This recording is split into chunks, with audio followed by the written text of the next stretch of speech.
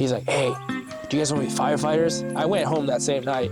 I looked up the companies and I just applied everywhere. And they're like, yeah, jump in the truck, let's go. I just went and I piled sticks, cut sticks, burnt sticks for years. Like Sticks. I didn't, all life is sticks. Digging, there's helicopters, there's people screaming, there's a guy in the corner crying, spitting, crying, snotting. But man, you ain't ever been so constipated in your life. If you live here, you love the forest, you know? Like, so we're fighting nature and it's gonna win every time. But don't be a dickbag. Like, listen to Smokey Bear. Put your fires out. All right, y'all. This episode of the Go Wildly podcast is a fire season special. We're heading straight into fire season here. And if you live anywhere near the Pacific Northwest, in the Pacific Northwest, or know anything about the Pacific Northwest, you feel that. So Emily and I sat down with somebody who lives it, breathes it, and fights that shit head on. Meet Miguel Narvaez, a Type 1 federal hotshot firefighter that is elite level wildland firefighter. Chainsaw slinging, ridge hiking, smoke eating kind of elite, let me tell you what. Born in Mexico City, raised across the United States, and now rooted here in the Rogue Valley, Miguel's American dream came with grit and a hell of a lot of flame. We're going to talk about how his childhood shaped him, how he earned his citizenship to even be eligible for this work in his dream job, what it takes to get on a fire, and how the wildland world operates from the inside. Also, on our hike out of this killer spot where Miguel took us in the Rogue River Siskiyou National Forest, we talk about all the wild and insane fire stories. So don't miss that extended pod vlog on our YouTube channel, which will be out tomorrow. It's raw, it's real, and this is a tribute to the people that are holding that front line all fire season. Let's get into it. Hey, howdy y'all. It's me, Heather, in editing. As I'm editing here, I am noticing that the first 40 minutes-ish have a little bit of white noise static in the background. So please disregard that. I'm still not 100% sure of what caused that, but it stops after the first battery break. And please hang in there because this is an uber special episode. It is such a good one. I am so proud and excited to share it with y'all. Don't forget to like and review. Do it right now. Stop it. Give the Wildly podcast some love. Okay. Thank you. Enjoy. Okay. I'm here, but today on Go Wildly, we're really going wildly.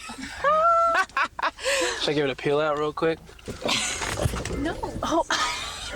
Oh, and we have a special guest. We do. Okay. Guest. So we're here today. We are with Miguel Narvaez, a Forest Service wildland firefighter and hotshot firefighter, and he is taking us on quite the adventure up the back roads, through a burn, on some Forest Service roads that he's very familiar with, safely transporting us somewhere epic. And we're joined with a special guest today, his wonderful, beautiful, sweet, darling wife, Chelsea, who's going to do some behind-the-scenes work for us. And we're going on a little backroads adventure here to get up to a really neat little spot. So, it always takes a bit of a drive to get to somewhere really, really cool. And let's not discount the driving adventure. Like, you can still have a backwoods driving adventure. I just was saying that off camera, and it's so true. You don't necessarily have to hike. If for whatever reason you just need to get out and go for a drive, Southern Oregon is amazing for some backroads business. Black Betty, back road Black Betty. Whatever that is. Backcountry Betty. That's from Amber Rose's, one of Amber Rose's songs. Backcountry Betty. Amber, are we thinking of the same Amber Rose? Kanye West, the Amber? No. Oh. Right song. Okay. This Amber Rose is also a musician. Okay. But she was a local. Okay. She's a local, yes. She recently moved to Colorado, though. Okay. Which is a bummer, because I would say it's more than half the trip getting there. I mean, to get anywhere real good, you gotta drive. Yeah. Pretty totally. decent amount. Otherwise, you're gonna see folks that are casuals, which isn't bad. But like, if you really want to get somewhere quiet enough to record, you gotta find a little pocket. Yeah, we've been finding some good little pockets lately, actually. Casuals being like locals, or No, like I think locals are more liable to go deep in the woods because they've been out here more so. But like locals, like tourists. Okay. Which there's nothing wrong with tourists, but they tend to keg up places. Ah, Right. yes. Well, like the really good swimming holes down at the Illinois. Right. Brain-eating amoeba. That's what tourists bring. And probably some locals too, but the more people there are, the more chance of brain-eating amoeba there tends to be. None of that out here, I don't think. It's too high. Thank God. I always wonder where the water comes from, you know, because you'll get up to the top of a mountain and some stream will be, you know, rushing really strongly, but like, where's the water coming from? If like it's not running downhill, it's literally the top of a mountain. Where is it streaming from? An aquifer below ground. So is that just a bunch of pressure from the bottom of the mountain? Squeezing it up and out? Yeah. Like a volcano, but water? Like the headwaters of the Rogue River come out of the side of the mountain that is Crater Lake. It's not the top of the mountain, but it's... That's out by like, the headwaters is out by Prospect, right? Yeah. Been out there on a couple adventures, a couple work-related adventures, a couple years back actually. Now, there was a recent fire through this area, yeah? Yeah, a Want to talk a little bit about that? A few. The most recent one was 2018, the Taylor Creek fire. So a lot of this is from that. But on the backside of Onion, this is Onion Mountain right here.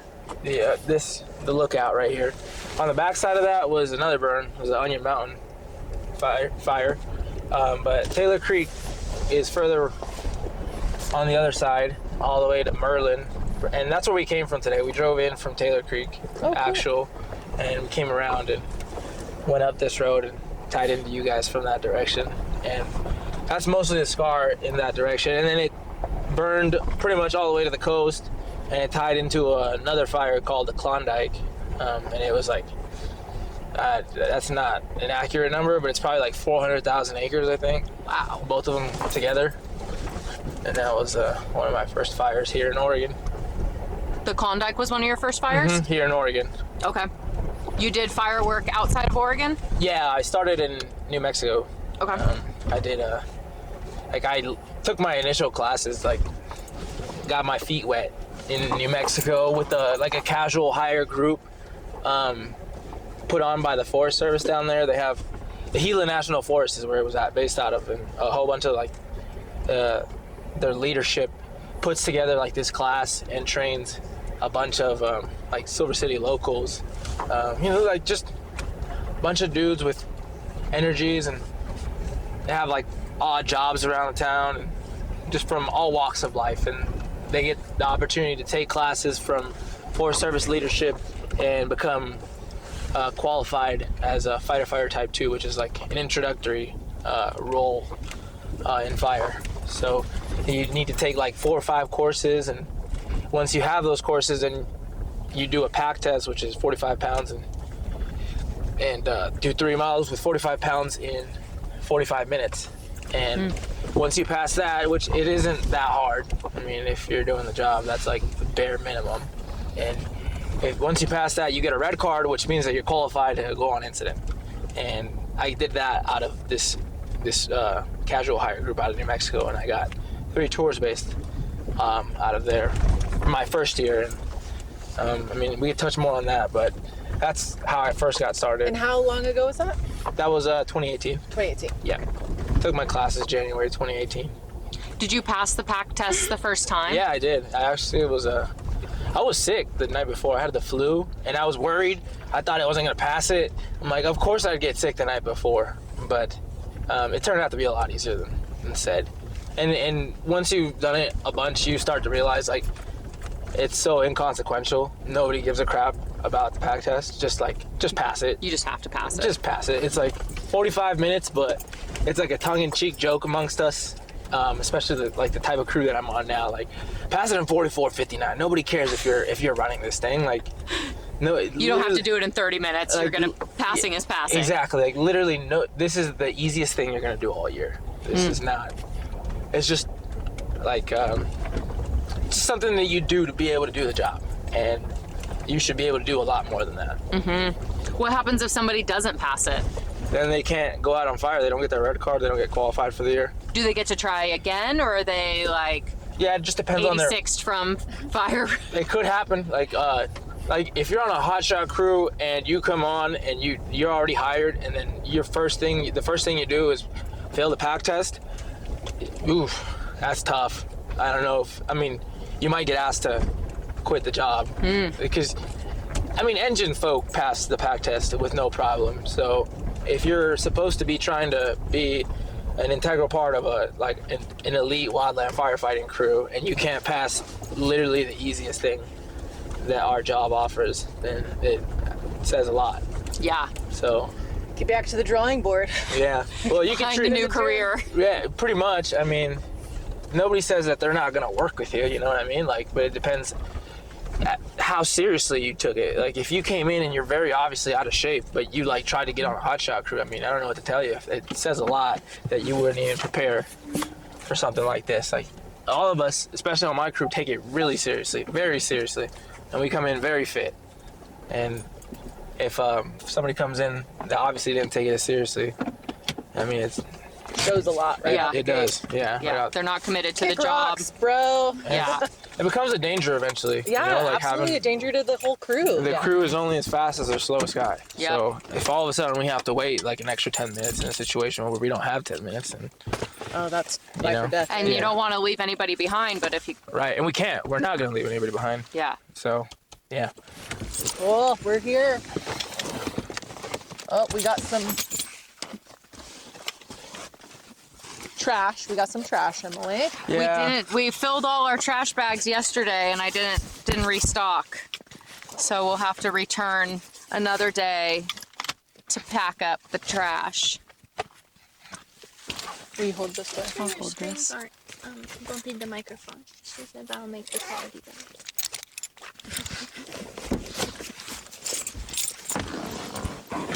And the pack test, is it you're carrying 45 pounds on your back, and are you running, walking, uphill, flat ground? Walking on a flat track usually. Okay. Or some people have their own little outdoor stadium type thing. It just depends on where you're at, but it's always flat. Okay. It's not meant to. They're not trying to fail you. They're trying to make sure that you are at baseline. Dude, I love your Smokey. Here. Thank you. I had to. Yeah, do we're trying to find Smokey so we can interview him. Oh, let's find him. Well, he might be in there.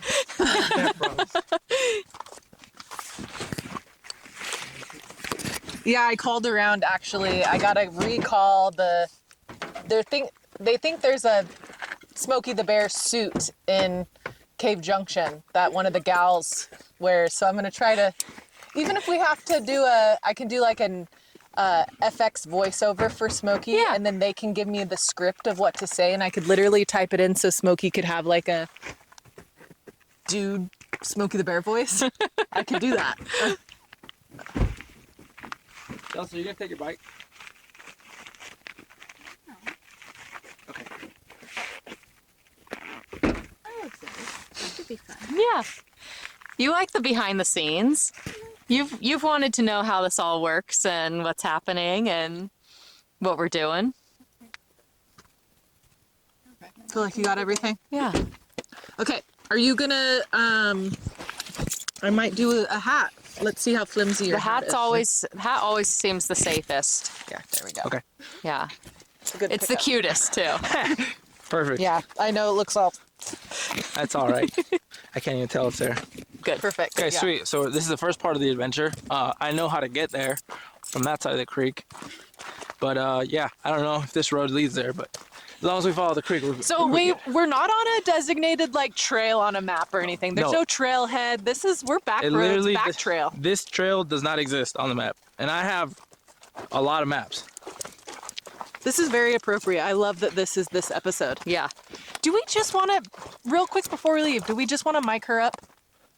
Did you bring the fourth mic? I mean, I didn't bring the case. The case is in the car. okay, then never mind. Yeah. Darn, sorry. Okay, I'll just chuckle and let You can exercise your, try not to butt it. him speak for himself. He has good extra things to say. I would be terrible at that. I'll just say that. Me and my husband, No.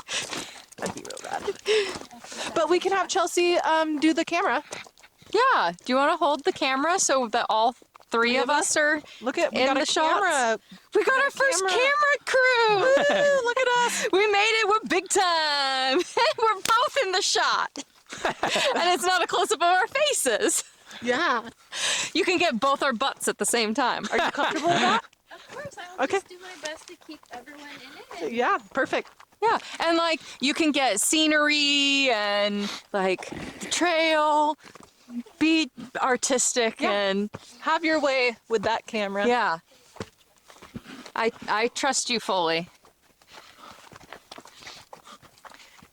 We missed you at the Goddess Gathering, I will say that. Yeah, I wish you were there. I wish Diana was there too. And next time. Next time, in a less busy day, season. And now back to Miguel. And That's all right. so is this a road that you have used to fight and access fire, or? No, this is just, I only know this road because we spent a lot of time, like, on assignment here in the Rogue Siskiyou.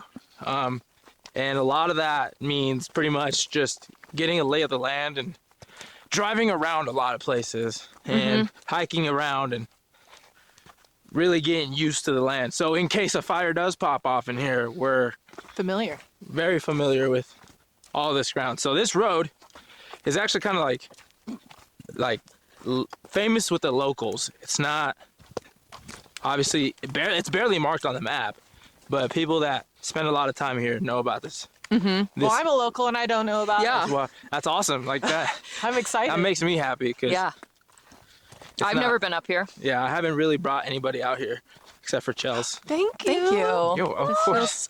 It's like a special honor. Yeah, it totally is.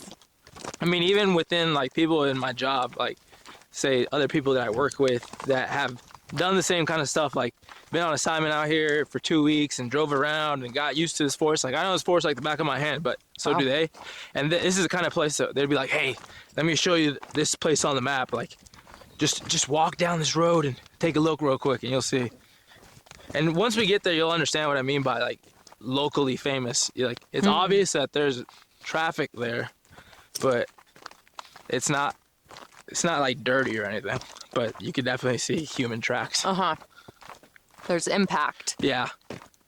So you know this so well that if I was like, hey, I want to see this kind of plant, could you be like, oh, well, we're going to go 40 yards that way, 30 yards that way. It's in quadrant 7. No, not that. Okay. That specifically. Just I know a lot of the roads.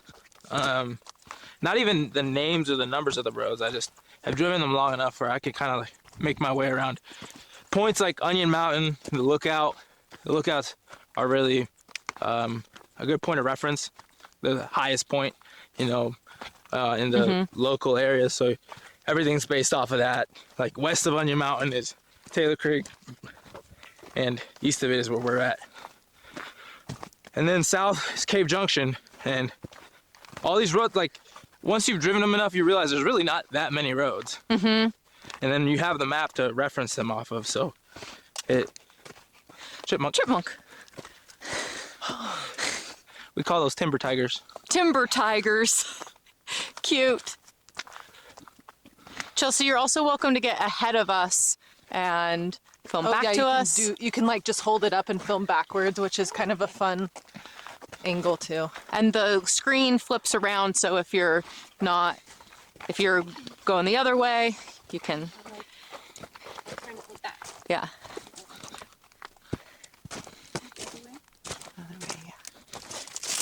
I know trees, and Chelsea knows like smaller bushes.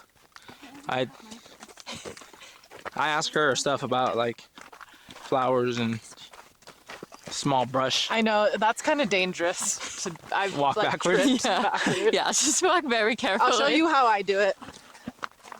I go like this. I just like. And then you shoot, just and then hope that hoping. it's like actually on our face and not on our crotch. It's usually okay. There's enough variation in the, that it ends up leveling out at some point, or I change. I go somewhere else.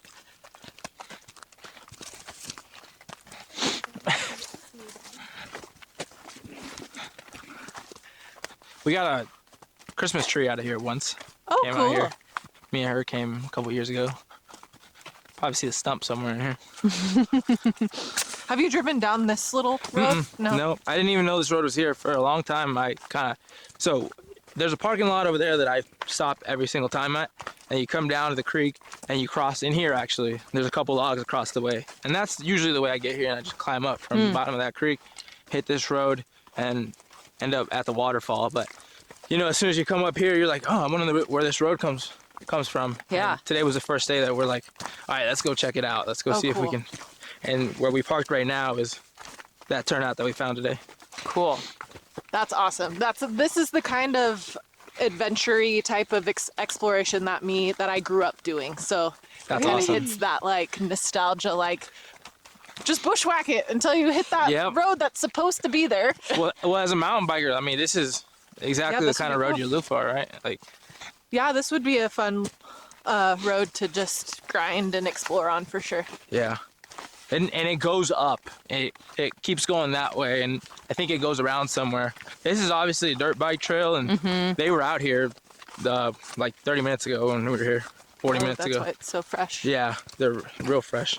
Because theoretically, anybody could come on this. It's not gated. Yep. It's Yep. open access to the public. It's Yep. just not advertised or Correct. really documented. Yep.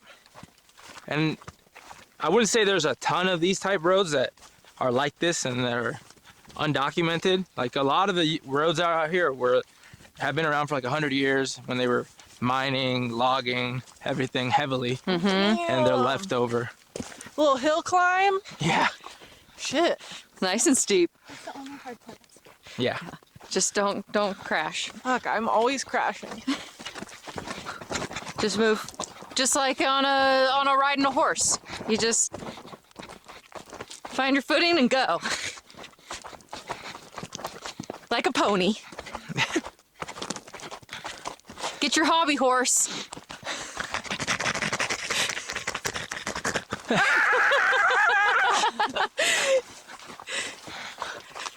How fun though. That's what you gotta do. You just gotta keep your feet moving. Yep. I gotta get the shit out of here. Clear some rocks from your shoes. Humans. Human impact. Assholes. Yeah. Especially up here where you know that they left it. Exactly. It's sometimes I can be more relaxed when I'm like, oh, this can clearly an be an accident. Yeah. Got blown out of the truck bed Yep. or Yep. like lots of reasons why something could be left behind. But up here, clearly it was left. And there's that Purposefully. cross section we were talking about, right? Like it's cool to have access roads like this at the same time. But the more access you have, the more chance you give humans to fuck it up. Yeah, how do we prevent that? How do we slow that? Teach them to not be pieces of shit. Yeah, teach the kids at a young age. Yeah. Be good Yeah. parents, I guess. Yeah. Give them access, show them places like this, and instill in them the value of preserving it so that others can enjoy it to the same level that they are. Yeah, and that's the problem, though. They don't like to think about others. I think the people that do that kind of stuff just really don't care about others at all. Yeah, they weren't taught. That wraps into our conversation with Gabe and how he was saying that it's the youth. It's the youth that you gotta kind of like get them out and about. You gotta get them educated, and because that's where it really like the impact Yeah, absolutely. happens for them. So Yeah. yeah, it sucks that. And kids can influence their parents just as much as parents influence their kids. Yeah. If a kid is out saying, hey, we need to pick up that trash. Don't leave that behind. Let's not go this way because we don't want to hurt these species or trample on these plants. Like, no, I like that kind of tree, Dad. Why would you? How would you do that? Yep. I saw on one of them Facebook posts that there was this one kid, or this kid and his brother, I guess, were just ripping a cherry tree out the ground by the All Sports Park Oh my God. What? Just for no reason. I might have saw that. Yeah, they just ripped it out And they got in trouble. and left it. Did they? I don't know. I hope so. Or maybe it was should. like one of those community chats where somebody was saying that That's happened. that's where I saw it. Okay. It was a community chat Okay. post. Nobody, whoever was filming, didn't step in and say, No, I think it was a complaint type of thing. "Oh, I saw it. Oh wow! Look how. this is beautiful." Do you know what creek this is? Yeah, I can tell you. Pretty clear. Yeah. Still might get a little beaver fever in there. Yeah, this is Taylor Creek actual. Oh. Wow. Wowza. And when we're going is Taylor Creek Falls. Awesome. This is where Taylor Creek comes, like it finishes. There's a bunch of mountain biking trails up here. Then I'm just I'm used sure. to getting to them from the other like From Merlin Galise Road. Yep. That's where we came from. It actually needs to be cleaned up. Our little trail crew. This is on their list of trying to figure out how to get in there, and we're gonna have a big trail cleanup day. That's awesome. If For I the had, mountain biking, and there's like a Jedi trail that loops into the Taylor Creek yep, Trail. that's on the other side of the road. We just drove by that. We are not mountain bikers. We have tried to get good at it, but that is a skill that takes hours. Obviously, Well, thousands of hours to get good at. it's just, have you guys ever biked with anybody else? No. So that was me and my husband before we bought the bike shop. And then since buying the bike shop in 2021, we have a crew, and the people are what, like, we're not good. Don't get me wrong. Like, Sean's improved over the years. Our stamina has improved, that sort of thing. But mountain biking is like, we're finding it to be more of a community sport believe than it. versus like, we're going to get good at this. It's just like, we're out enjoying. Not everybody's gonna be a professional. at it. No, yeah. And so if you're just enjoying yourself, you are a mountain biker. Don't worry about being good. Yeah. For real. Just Yeah. enjoy. Just bike. Just be outside biking. That's what it's all about. Goodness is found in enjoyment. Yes. Yeah. You're not trying. I mean, you're naturally going to get better over time if you are just out biking a lot. That's You're definitely something I've tried to learn more recently. Like, there's value in just doing something. Yeah. Not it being competitive Right. or Yeah, Like, exactly. I gotta get good Like, at this I gotta before be good I'm- at it. I gotta be the best. Literally, before my I'm whole a life mountain has just been biker. chasing being good at stuff. But guess what? You don't have to be good at stuff to to enjoy it. enjoy it. Yeah. Yeah. Like the other Because day. you Come get out to with that. decide what good Right. is. Right. Are you good because you just got on the bike and pedaled yes, today? yes. Yeah. Yeah, that'd be good for me. Right. And who's gonna judge it really? Yeah, at the end of the no. day? Like, who's watching you? Nobody's watching you. Literally. No one's watching. No one's grading you. Yeah. Even in Nobody's judging. Even in our big group rides, there's people in front of you and people in back of you, but nobody's judging. They're all judging their own lines down the mountain. They're What are you all taking? they're all Yeah. doing their own thing. They don't care what your level you at. If you ride by them and you got a smile and then they smile back, boom, it's done. That is mountain biking. Enjoyment. Yeah, we're gonna keep doing it. I like it a lot. It's great. I get scared when she falls, but it doesn't happen too often. Just once every time we go out. Just once every time. I mean, that's pretty good, honestly. I'm talking about falling Once off is less than 5 or 10. in through here. That's so pretty. Little dispersed camp. Do we know what this plant is? Because it's beautiful. Somebody tell us. I don't. Awesome. It's something native for sure. But I don't know what it is. We need to find a plant identifying expert to come out and teach us all of our native plants that we're finding. Oh my God, this is sketch. Moving at it. This is a bridge.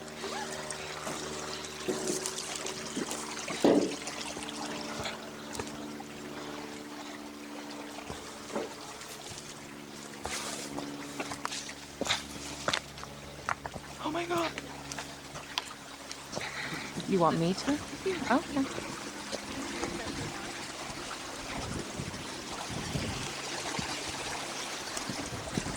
This is so freaking cool? It's awesome. See if we can find any agates. Following Taylor Creek. Oh my god. Out what to are we doing here? the end of the earth. Wow. Just got impaled in my head by a tree branch, but we're carrying on. Wow.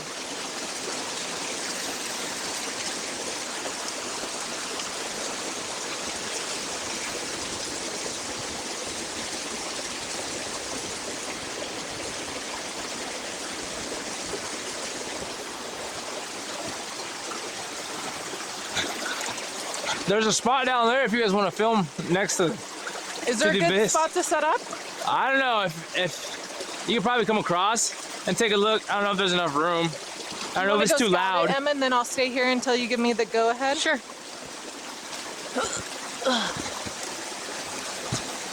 Oh yeah. He's like, I'm gonna rock climb a minute. Dude, how fucking sick. This is so beautiful and awesome. Like, this is a secret little spot. Yeah.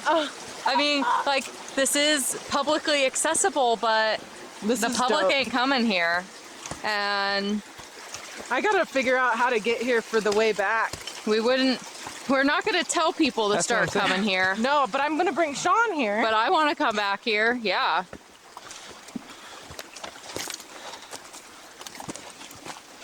My God, dude.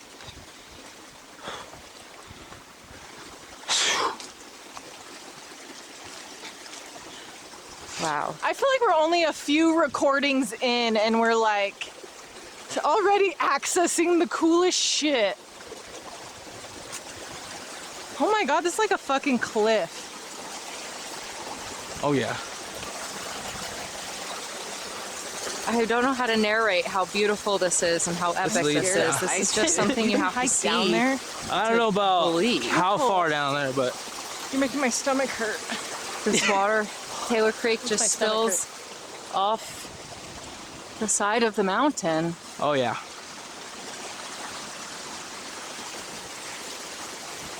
There is a cliff. A little bit closer.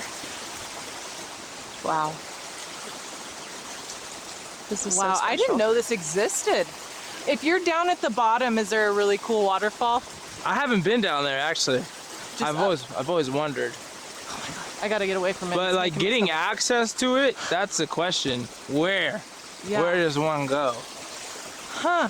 Because from here it looks like maybe you could walk this ridge down Off from them for a moment. and then Find them. cut across and come back this way. But there's no easy access. There's no road out there you'd be able to see. Right, right. Huh.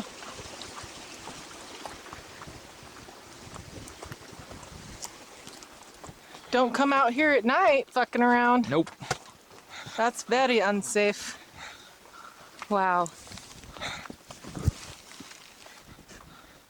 This is pretty incredible.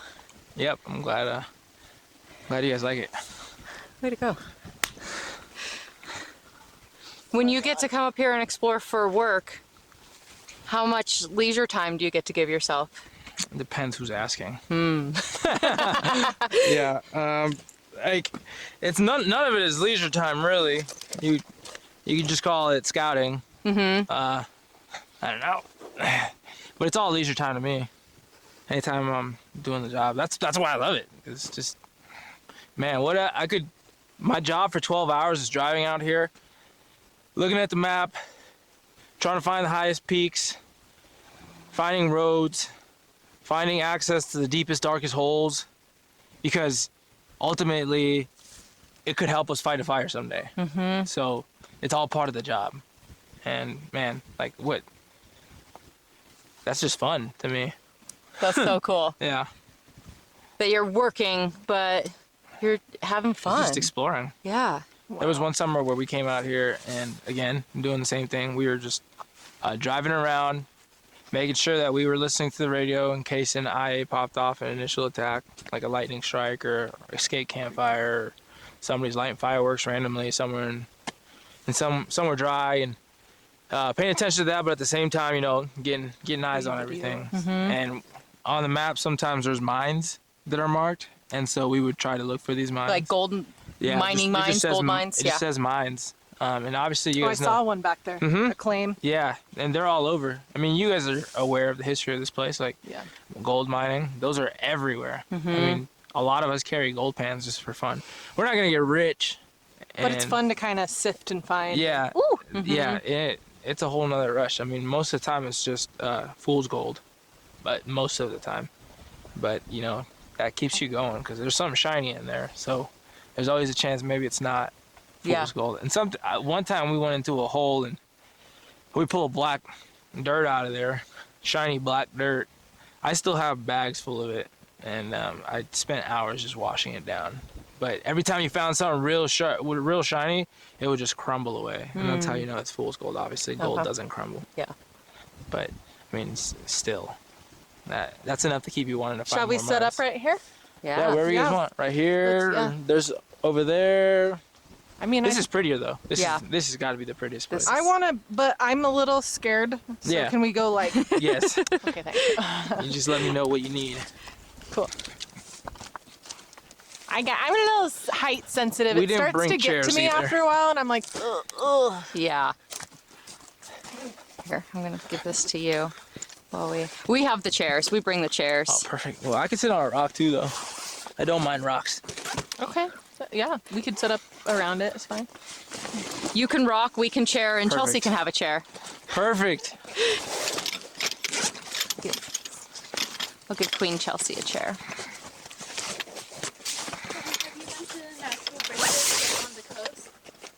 No, I haven't. It's terrifying for someone who doesn't heights. No, I'm not into it. She almost died there. What? Beautiful, but terrifying. What? You almost died. Did you Okay, almost fall hold on. in? Are we gonna?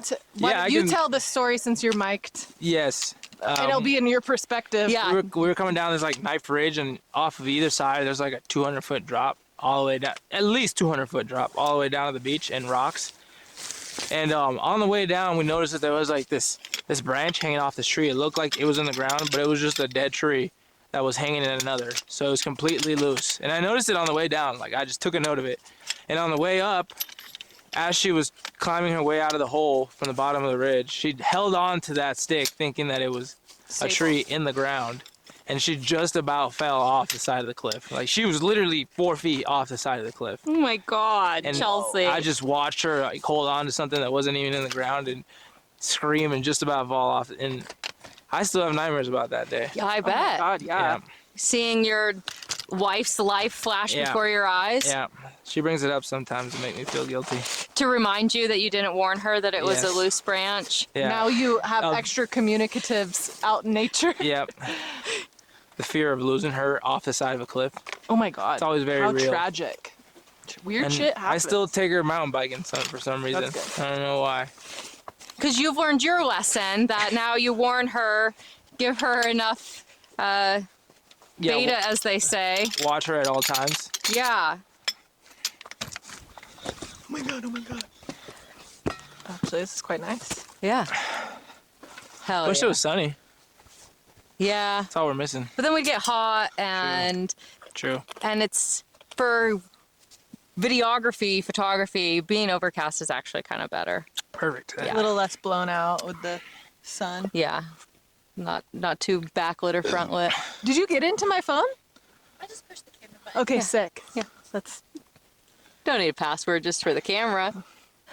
that's dangerous. Yeah. Awesome. Anyway, Cool. You started us back in here. Okay. We've made it to our summit of this adventure at the top of Taylor Creek Falls. Yep.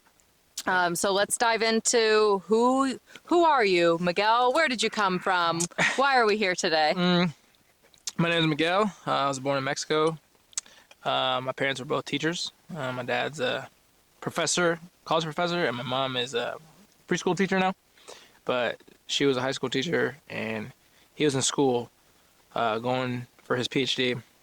when he moved up to Michigan. That's when we moved into the States, because I was born in Mexico, and by Keep going. You're fine. 1998, I believe, when I was 4 years old, we moved up here, and from then I've been here. We moved from Michigan to Texas to New York to New Mexico in the span of 13 years. All for teaching jobs? Yeah, so my dad got his PhD at Michigan State, and from then he moved the family a few times. And then by the time I got to college, it was pretty much just I wasn't alone, but I was free to do my own thing, right? Like my first year in college was St. Bonaventure in Western New York.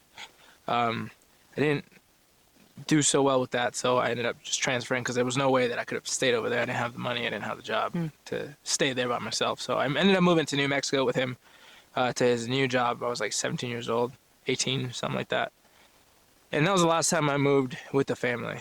And from there, that must have been like 2012.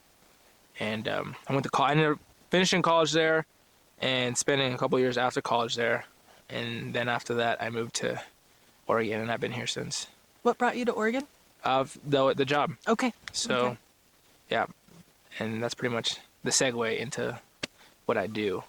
I think I told you guys about how I found my job. I went to school for psychology, so it was completely different, There we go. It was Interesting. just, my life's just been kind of complex, and I don't really even know where to start, and I don't know how much is relevant either, like the complexity of it. I feel like my whole life has been complex, so that in my adult life, I've been able to simplify it, like subtract everything that doesn't matter, and finally come to, this stable, simple life that I have now. And I'm finally I'm Chef's kiss. pretty much. And that's finally where I feel like I'm at, like it's been shaking off complexity after complexity after complexity. And that's where I'm at now. What have been some of those complexities? Everything's relevant. You can give us a little.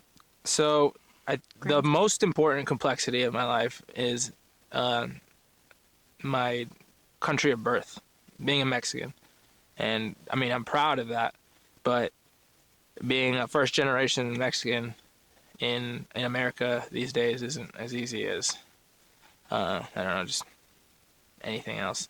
But I hate to say that anybody had it less hard than I did, and I'm not saying that it was the hardest for me either, but it has its own difficulties.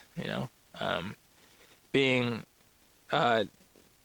first of all Spanish speaking, moving halfway across the world and still being a child, like a 4-year-old. I have no clue. First of all, I think there's something to be said about stability in a child's life, especially in their early life, when they're learning everything about themselves, about the world.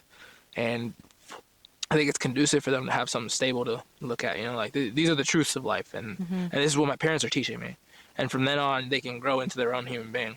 But when you subtract that from them, it gives them a little less idea of what's good, what's bad, what's definite, what isn't. And I think that was a very big question in my head, what is? I had no clue. I moved countries, I had no friends, had no language, and that was just a start. And then we moved 3 times after that. So finally, every place I thought that I was getting a foothold in, I had to move societies, complete community switch, which again, you probably have friends that you grew up with all your life, right? And the sense of we've known each other since 6th grade, and that's super important. And that was another thing that I missed out on. Just being a loner.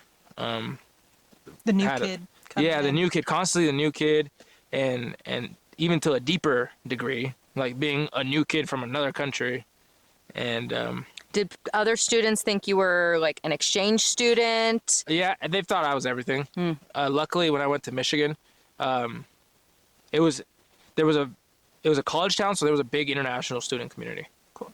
So where we moved in immediately was this big apartment complex, sprawling apartment complex of a lot of international students and their families. It's called Spartan Village in East Lansing, Michigan.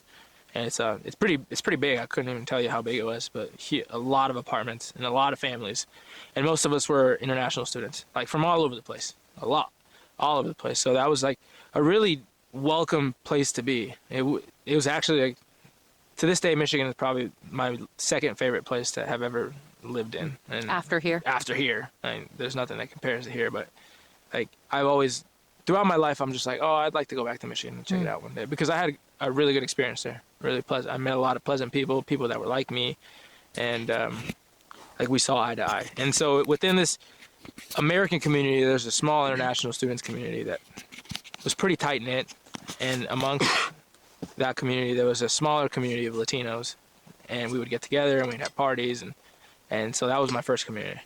And that's how it first started.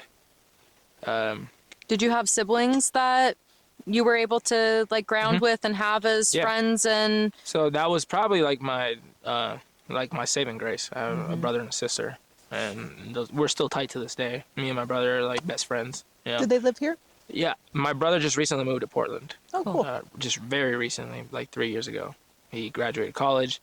I brought him out here once, like, because I was all out here by myself, just me by myself, and now Chalice. But before it was just myself for no reason. Everybody was like, "Do you have family out here? What are you doing out here?" And I was just like, "I'm just living, doing my job." And I wanted to bring some kind of family over, so I had him visit, and it took him like one visit, and he was sold. I'm coming out here with you, bro. And he looked for an apartment, and he found it pretty fast. He got a job, and he's been in Portland ever since. Cool. And now he's in nursing school, so hopefully we'll bring him down to Southern Oregon, because Oregon's fine in the north, but it'd be cool to have him here, like Roseburg or something Closer. like that. Yeah. Closer to hang out. And what's your sister do? My sister is just graduated college like 2 years ago, and she's working for the parks in Macomb, Illinois. Oh, cool. So she's kind of in the outdoor world too. Yeah, surprisingly. So they both went to this school in Silver City, New Mexico called Aldo Leopold, and it's like influenced by a great outdoor explorer. It's charter school based out of Silver City, New Mexico, and I don't know the intricacies of charter schools, but I know that theirs specifically was like heavily outdoor based. A lot of their learning experience was like go out and do trail work. Like their community service in the summertime was doing trail work, and like even like the math classes were somehow attached to the outdoors. So like they were already very like aware of the outdoors, not only through their charter school, like beforehand.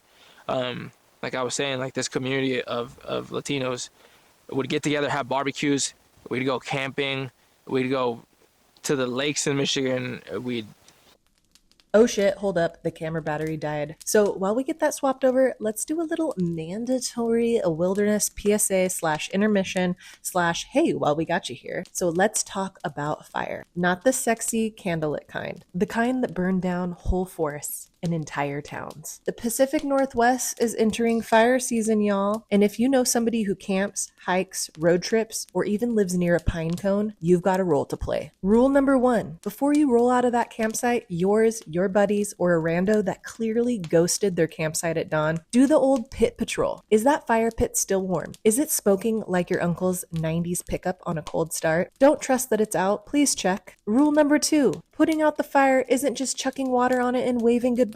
You gotta drown it. You gotta stir it. Dig it up. Drown it again. Stir. Repeat. If it's hot to the touch, it's too hot to peace out from. Don't be that person who starts the next viral news headline. And while you're out there, is it windy? Is it super dry? Is a fire banned in effect? Maybe don't light that dang fire. Bust out the propane stove. Eat the cold beans, embrace your inner minimalist. Your snack doesn't need ambiance if the whole mountain's at stake. Big tip here. If you got kids, teach them young, take them out, show them the way. Got a niece, nephew, a neighborhood teen who loves chaos? Teach them too. A whole lot of wildfires start with an oops, and an oops doesn't fix a burnt forest. Another rule, tip, or whatever. If you live in the woods, maybe a cabin, maybe you're down by the river, you can get Firewise, y'all. That's not just a catchy name. It's an actual program to help you prep your space and get your stuff together, get your shit together for fire season. Google your town plus Firewise and thank us later. This fire break was brought to you by the Go Wildly podcast, where we believe outdoor adventure comes with responsibility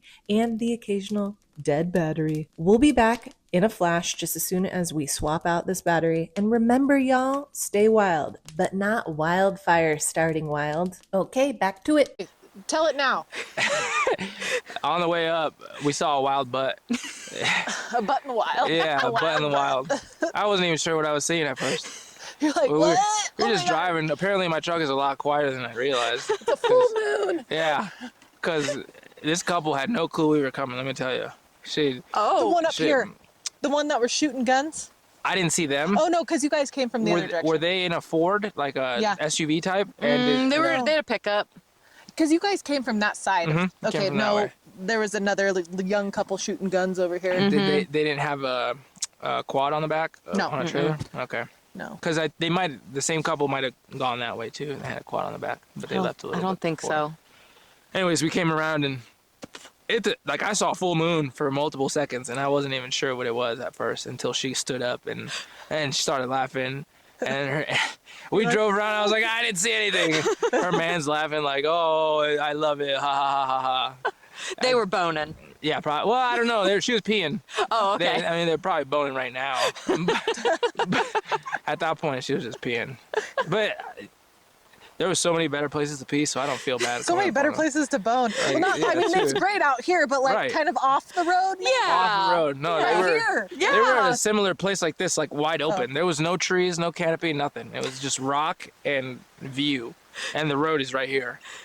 Yeah, so she wasn't hiding at all. Well, It's all right. no shame. We're in the no great shame outdoors. in the pee you know, game. whatever. Yeah. Got to Whatever. use the facilities. You Exactly. gotta go. You gotta go. Exactly. Yeah. Yeah, I don't blame her for Oh, it. I'm gonna move your mic just because we go were getting ahead. a little bit of wind. Yep. I'm gonna move it. That's down. funny though. My Asia, my housemate, she went for a run the other morning at like 5 a.m.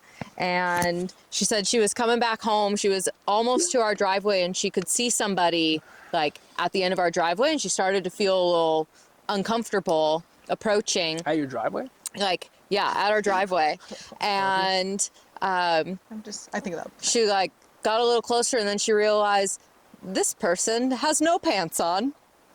It's 5 a.m. Oh, downtown no. Grants some Pass, tweaker. Oh, no. and this person is just shirt cocking it. They weren't turning, were they? I don't know. She said they were walking, Oh man. but But they were. they were porky pigging it. pantsless. Yep. Porky Oh, pig. they were Porky porking Pig, it? Pooh Bear, Oh man, that's bad. shirt What do you- cocking. That's crazy because even in downtown Grants Pass, there's way more places that do it than on the sidewalk. Yeah. Dude, there's a lot of parks. Yeah. Ask the homeless. Yeah. I mean, he might have been. But it was probably 5 was. a.m., so get a nice breeze up your butt. I've like driven down the street and like all the cars are stopping. I'm like, what's going on up there? I drive by because everyone's going slow around somebody just like buck naked in the middle of the street. I'm like, what? That is like some drugs. Why would you want to be on those? There's some But crazy they stuff suck you happening. in. Yeah, they don't know. There's a don't lot know. of crazy stuff happening around But here. I'm just like, wow, what a show. Yeah. What a Free show. Free I peep would- show yeah, I would downtown. appreciate seeing it, I guess. Not like the content of the show, but just the fact that a show was happening. Yeah. You know? You know, stories to Yeah, be like- told right now. I Exactly, saw like- a naked person out in the middle of the Yeah, road tweaking exactly. out. I mean, it was I an appreciate the interesting- slides. Yeah. Like, Yeah. whatever. Yeah. It's a funny little tidbit about There's, Yeah. there's a lot of tidbits. Yeah. Tidbits. Yeah. Well, All right, take us back to Michigan and what your sister's doing. Your sister. Sister is she just recently got a promotion actually. So Congratulations. she's like 20. She was born in 2001. So she's turning 24 this year. How old are you? I'm 31. Okay. Turning 32 this year.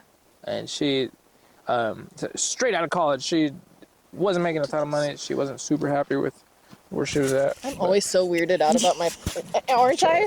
Yeah. It's all right. You get up probably 15 times in an episode to adjust a mic or Adjust a check a mic. camera or. It's all part of it. I want it to be perfect for y'all on the pod. It's perfect. My wildly wanderers out there. I'm not complaining. I'm just. I do that Stating. I do that when I eat too. I get up a lot to like, this might need some hot sauce. Amen to that. Right. Everything needs Okay. some hot sauce. Back I'm to like, it. once I'm sat, I want to stay sat. That's true too. ADHD. That's true too. Okay, so your sister just got a promotion. Mm-hmm. She's That's awesome. 24. 24. 24. Yep. She's the smartest of all three of us. Of course. She's She's the far and youngest away and she's the the woman. smartest of all three of us. I worked no, I'm not that smart. I didn't work that hard either in school. But Do you have a degree? Mm-hmm. Cool. Yeah, In psychology? Psychology. Yeah, psychology. Is it like a master's or? Nope, like just a bachelor's. Just a bachelor's and a minor in, I think, poli-sci. Yeah, political What is science. it? Political science. Mm-hmm. Yeah. What a weird time. Yeah. What a weird- Yeah, how'd you choose those? Super weird psychology time. and political science. Here, Ooh. I'll give you the short story of that. Which is kind of tying into what I was talking about before. Like, my whole life I've been lost. No clue anything, up from down, left from right. Not even blaming that on anybody. It's just the way it is. Like I have no roots anywhere. Mm-hmm. I'm learning something new every single day, which is good and bad. But to go to college and like not even know who I am as a person, and then on top of that have to decide what I'm going to do, like studying wise, like what, I don't even know what the hell I want to do in this world. So I was like, oh, let me try to figure out my own brain, psychology. Mm-hmm. There you go. The funny part is that I didn't even think about that until I was a freshman. I was undecided, and one of the classes that I took was a psychology class, and I failed my first class, or my first test. It was like a 46. It wasn't even good. But I don't know how, for some reason after that, I like found a liking to it, and I stuck with it. But it was enough of a challenge. Yeah, it definitely had something to do with the challenge, for sure. I mean, I was taking other classes like media. I fell asleep in that like immediately. I can't believe they didn't like kick me out of that class as bad. French, oddly enough, I took French all the way through my freshman year in college, and man, I was done after that. Like, what am I going to use French for? I'm not going to go to France. Did you go to college because your parents were encouraging it, because they were college educated? They wanted you to also be college educated? Mm-hmm. It wasn't, there's people that say like, oh, I'm the first person to make it to college in my family. For me, it was like bare minimum. You have to go to college, and it's fine, cool. I'll go to college, I never had the desire to drop out of high school or not do college. It was just kind of like, when I got to that point, like, all right, I'm going to go to college. I'm going to give it a try, see where it goes. And then, 'cause I got to hand it to my parents. Like, they instilled some good things in me. Like, be educated and be a good person. Like, that's probably the basis of their parenting. And despite, like, like familial problems and stuff between my parents, at the end of the day, they're still great people. And I got that out of their parenting. Wonderful. Be a good person. Yeah. And that's all I'm trying to do with my kids. Yeah. Just please be a good person. Right now, you're a toxic human. Yeah. Right. Exactly. I was a jackass for sure growing up. Probably a punk. Were you getting in trouble a lot? No. Surprisingly not. So I wasn't getting in trouble through school per se. I did fight, but I wasn't getting suspended for it. Okay. Weird. I don't know at what point. Did the teachers think you were justified in your actions? A couple times, but I didn't really start getting like fighting in school until like I was maybe middle school, high school. I think like my ego and fighting have always been my downfall. No, I still wouldn't even call it a downfall, but definitely my defense against everything. Not only did I feel like an outsider, I felt like people actively didn't want me around. And I don't know how much of that was real, but being part of a different culture and hearing some of the things I did led me to believe, or at least attribute maybe negative emotions to other people that maybe not all felt the same way, and I heard stuff often enough to feel like I was not just an outsider, but like getting ostracized. And so you heard people talking about you specifically, or about my culture, people from Mexico? More so, yeah. And so I remember early on, I was like, I could either allow myself to get bullied, or I'm gonna fight every single person that tries to bully me. And like, I had no ties to anything, right? I don't have any loyalties to anybody, anything. And so that was the other side of moving everywhere, which honestly, I appreciate that about that. Like, I didn't until I was like maybe 29, I didn't give a shit about what anybody thought about me or anything I did.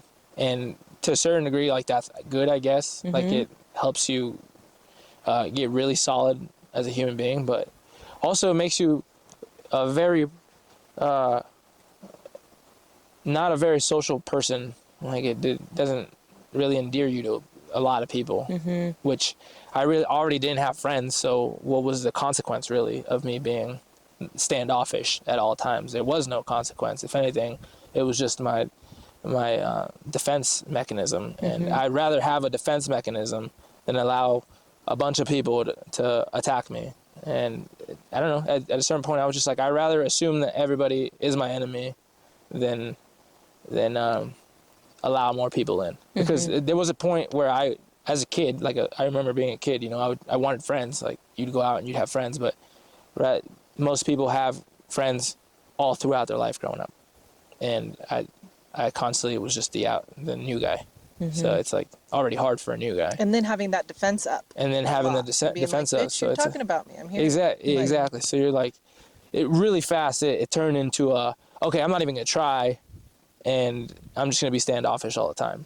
Better to keep people out than let somebody in and then get hurt. Right. And have to deal with that. Exactly. Just yeah, and stay alone. honestly, I operated like that for a very, very long time. Honestly, I don't think I've been able to shake that off until like super recently. Like literally in the last 2-3 years. And sports, man, I would say that was like my saving grace. Like, I had a ton of energy all my life. And my dad was an athlete. My mom and my dad both are black belt taekwondo. Wow. Cool. Martial artists. So, like, genetically, I had it in me to be an athlete.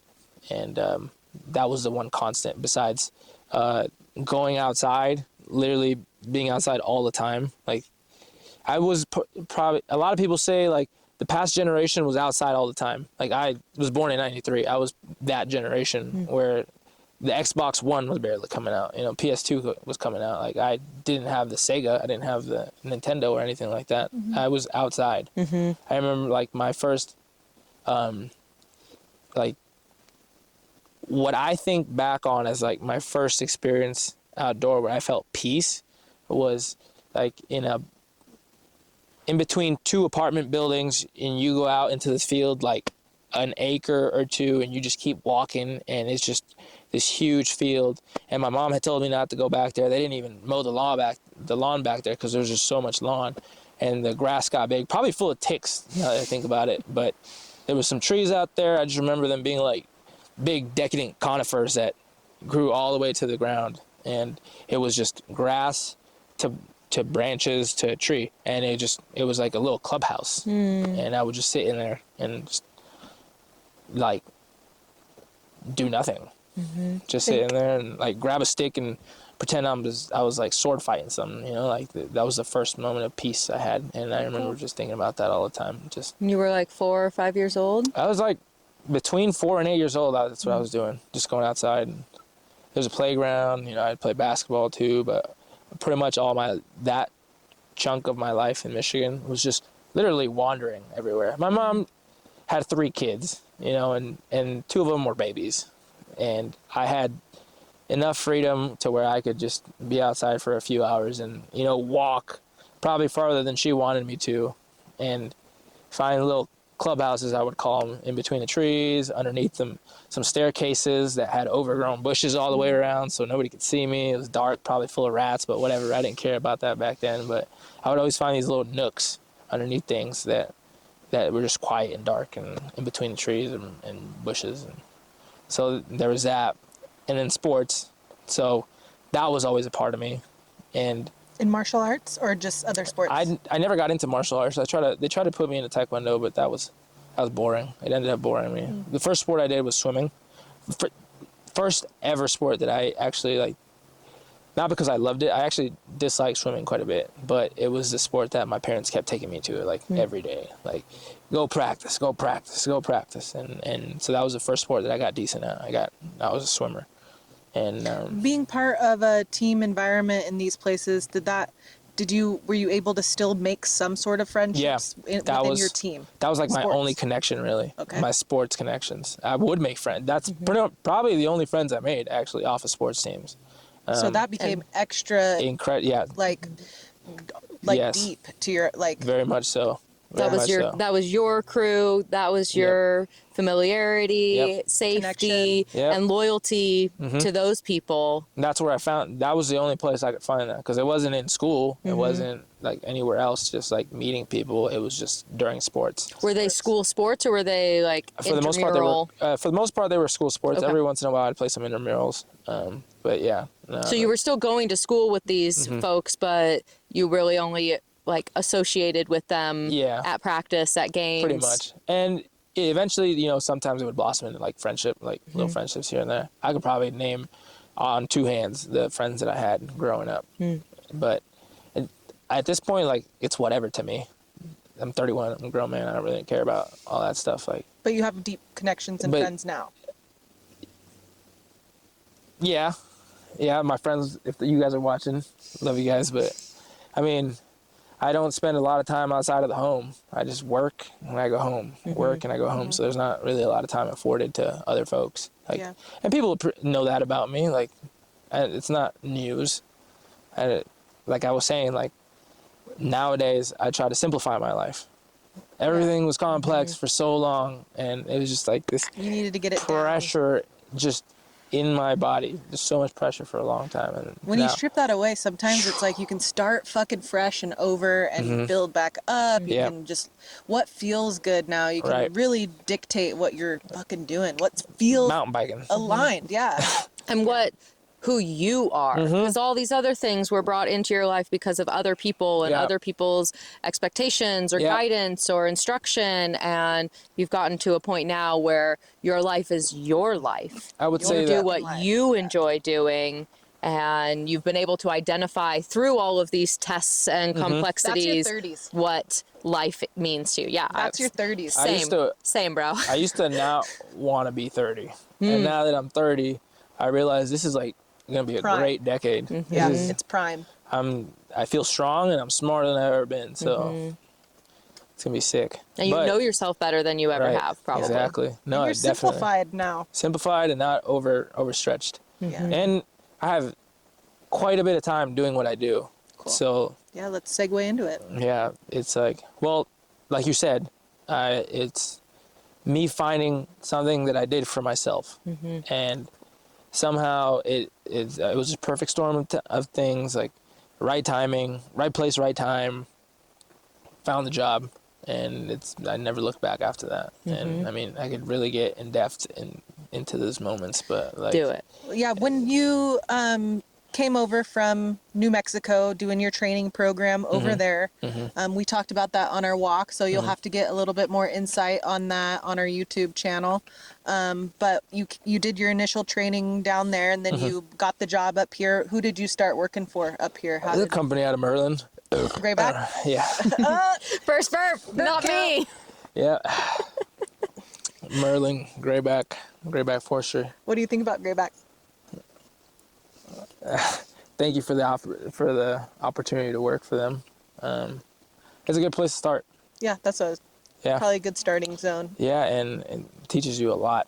And a lot of people just stay graybackers, and that's fine too. You know, it's a good paying job, and we bought a friggin' house with it. We bought a truck with it. Like, I was comfortable, and I was doing the job that I wanted to do, but I wanted more. Yeah, wanted more out of it. What happened that? Sorry, go ahead. No, you go. Okay. I want to know how the firefighting job initially attracted you. Okay. You knew from being very young that trees were a safe place. Yes. But how do we get into, like, did you see a job posting about firefighting? Did you meet a firefighter? Did somebody say, hey, you might be good at this? Like, how did firefighting come in? So I mentioned, like, all that stuff about being outside and trees, because like, it's a lot of buildup, really. For me to have found the passion in the moment that I did, like, it took a lot of buildup. Like, it was like 24 years of buildup. And I didn't realize it till I got to the job. And when it happened was, so I graduated college, still didn't know what the hell I was doing. I got my degree, but I was lost as hell.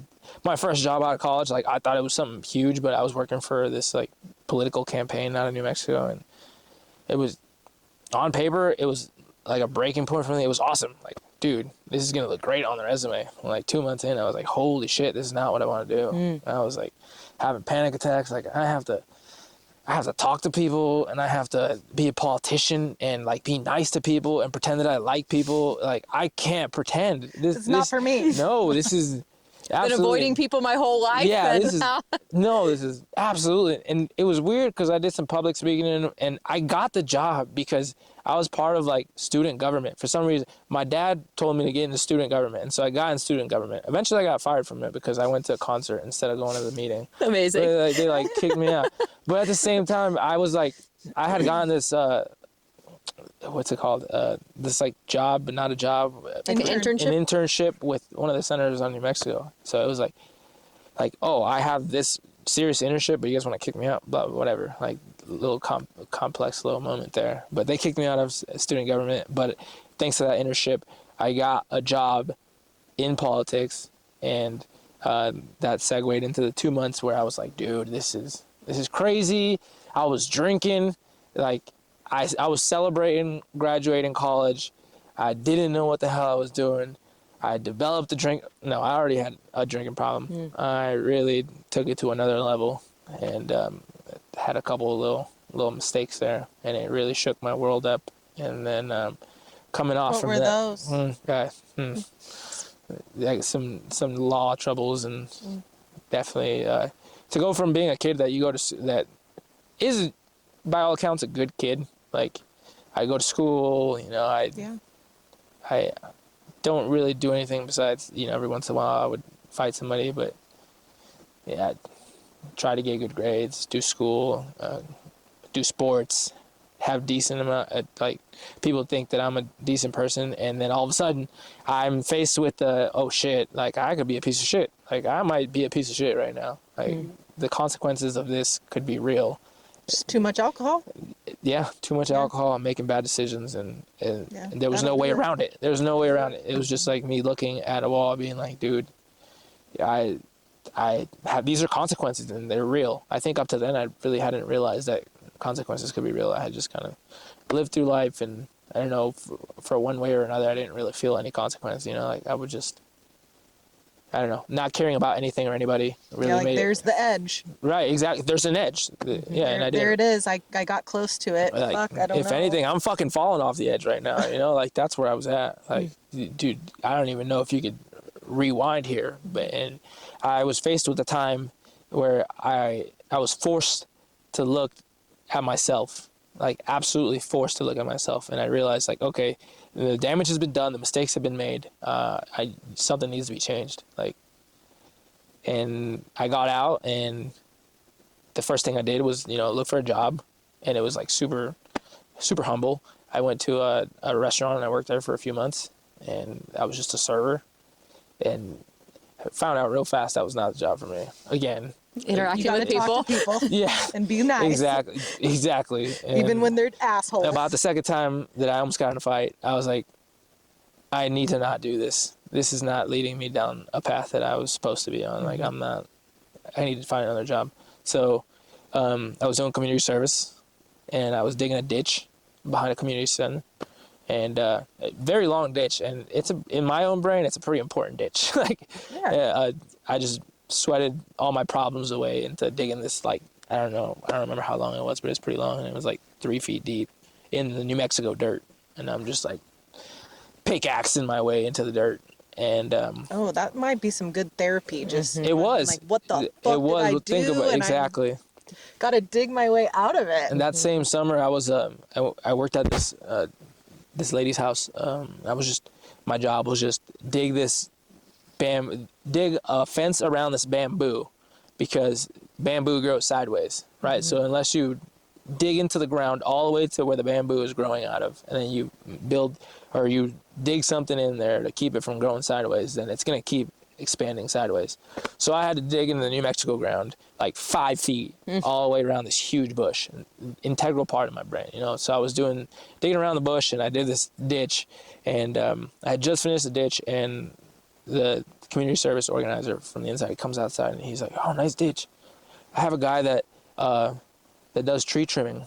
Are you interested in something like that?" I was like, "Trees? Yeah, man. Let me get that phone number." And I already had a friend that was doing tree thinning, who happened to be my roommate, and like he had just gotten this job too, and then this guy told me about tree trimming. I'm like, it's all like it just all started coming together, like, and I hadn't noticed it yet. I hadn't realized all this stuff coming together, but he was talking to me about chainsaws already, my best friend, like, and I was like, "Oh, dude, this is awesome. I need to find something like that."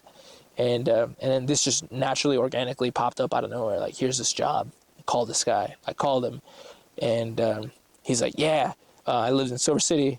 Fly out to Albuquerque or drive up to Albuquerque, and we'll have you sign some papers, and you'll be signed off." And I was like, "Okay, dude, I'll fly there tomorrow." So I like flew there. Took an hour flight versus a 5-hour drive because my truck wasn't gonna make it at that point. So I flew there, signed my papers. He's like, "It says a lot about you to come out here. Of course we're gonna give you a job. It doesn't matter like what your history is. Like, go ahead and go back down there." And so came back. I started working on a bucket truck, which is just like tree trimming around power lines. You know, you see a lot of that out here. Asplund, and the company that I worked for was a smaller version of Asplund in New Mexico. And there I met like one of the most skilled climbers I've ever met in my life. Like, to this day, probably there's a hallowed few chainsaw operators that I have in my head, like maybe 5, and I've met hundreds of chainsaw operators, and there's maybe 5 that are on the top of my list, and he was one of them.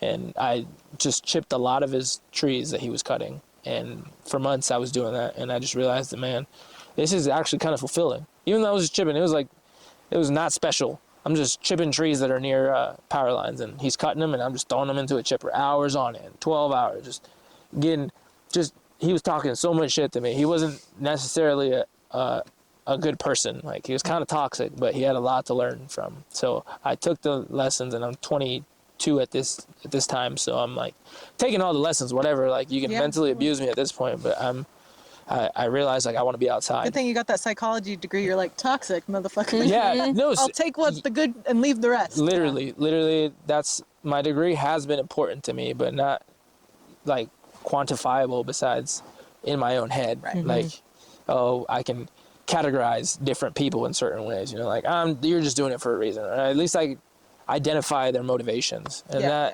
that is a lot. And believe it or not, recognizing people's motivations tells you a lot about them and how they treat you.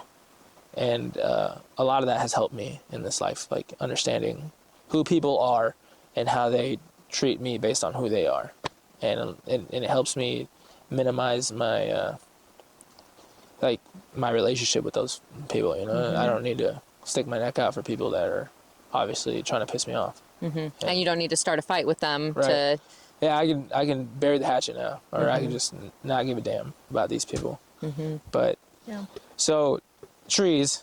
That seems like a much simpler, like that seems like the start of simplifying your life. Exactly. This is a simple job. I'm just digging a ditch. You know, there's a set finish and start and finish to this, and I feel good. Clear deliverable. Yes, exactly. And I'm like, oh my gosh, this is the first time in my life there's something clear, start and finish, and there is a benefit. Some people are benefiting it, and guess what? This is good. This is like a net good. Holy shit. It's kind of like that type 2 or type B fun, like what mountain biking is. You know, like with mountain biking, you're like, it's not necessarily fun getting up the mountain if you're biking up the mountain, right? Yeah. But you get up there and then you come down and then you're done for the day and you're like, I fucking did that. Yeah. And it's 100%. like, I sweat, I got a gnarly workout, and it's that type B fun having that you're like, fuck yeah. At the end of the day. Yeah. And my God, the job is that. That's exactly what it is. That's cool. So, but trees, getting the job, that first initial tree job, I did that for like 7 months or something. And I was roommated with my tree thinning friend. And we were really good friends. We played soccer together. Like, that's one of my really good friends to this day. Cool. I still talk to him. And me and our other roommate, all three of us were sitting at dinner one day, and two of us were sitting at dinner, and Peter comes in. He's like, hey, do you guys want to be firefighters? He brings a flyer. He pulls a flyer out of his pocket or whatever, and it just said, the introduction to what I told you before. The Gila National Forest is putting on these classes for anybody that wants them. Like, you just have to qualify for them, and by qualifying, you just mean, like, be able-bodied. You know, show up, take these classes, and you're going to go on a list, and from that list, we're going to call people as needed. So it's a whole thing within the Forest Service. It's AD hires, which is just super casual, like emergency only. When we need you, we're going to call you type thing. So they weren't promising anything besides giving us the classes, which in itself is super important. Very thankful for that. Like that, it takes money to do that. And it takes a commitment from people that want it. And to this day, like the Swift crew is like a very important part of the community down there. It's still around, and people that really care about that program are still running it. And even in my short amount of time there, I realized that it was people that really cared that drove it. And like, it's just another net good. Just teaching regular human beings who want to be public servants in whatever fashion they can. You know, like, and sometimes they recruit based off of those. You know, like there's guys that that very obviously have the stuff, and they're like, dude, apply next year for a full-time job with the Forest Service. You know what I mean? Like, we're gonna recognize your name. This is your foot in the door. Like, this is how you start. You got to start somewhere. So I took the classes, and right at the end, they're like, this is not a promise. Like, go out and buy your $500 pair of boots because you're going to need them. But we're not promising you anything. So everybody scatters to the wind and goes back to their job. At this point, I had to tell the tree trimmers, like, hey, I want to fight fire. And I can't say that I'm going to be gone anytime specifically, but I want to fight fire, and they're going to call me, and I'm going to have to be able to pick up and go. And they're like, we can't do that for you. So I had to quit this tree job, and at the same time, I had taken this class, so I'm like, oh shit, I'm caught somewhere between a rock and a hard place. Luckily, I applied to this mechanical fabrication shop at the same time. Got rid of the tree job, jumped into another blue-collar job, and I pretty much cleaned metal with an angle grinder for hours on end. Like, I went from chipping to just angle grinding for hours, just breathing in all the metal particles and not spray painting, but powder coating metal parts for a fabrication shop that specialized in lettuce trimmers, like big mechanized lettuce trimmers, like super high tech though. The guy was an engineer, and he set up his own shop. It was like this tiny little mom and pop shop when I was there. I was employee number 6, and by the time I left, like 6 months later, they had moved into a big old fabrication shop downtown, like middle of downtown. To this day, he's probably a millionaire now. That guy, he's making a ton of money, I'm sure. And yeah, so I was just. Is there a need for lettuce choppers? In Yuma, Arizona, yeah. Oh, That's where my ex-husband's from. Yeah, It's just lettuce field after lettuce field after lettuce field. Lettuce field, yeah. They only remove a lettuce field to build a housing development. Exactly. But it is lettuce fields for days. Yeah, That's lettuce crazy. growing capital of the country. Small world. Wow. Yep, Yuma, Arizona. That's where they were taking their machines. Wow. I have pictures of it. I don't know if it would take me forever to look it up, but they're like, I don't know, 40 foot wide. They got a bunch of little, like, computer at the front that recognizes if a lettuce is harvestable or if it's going to be too small or sick or anything like that. And then the part of the back just chops it or sprays it. They spray it so it kills the lettuce, and it leaves room for the next lettuce to grow and take its spot. I've probably seen a lettuce machine that you worked on. Maybe.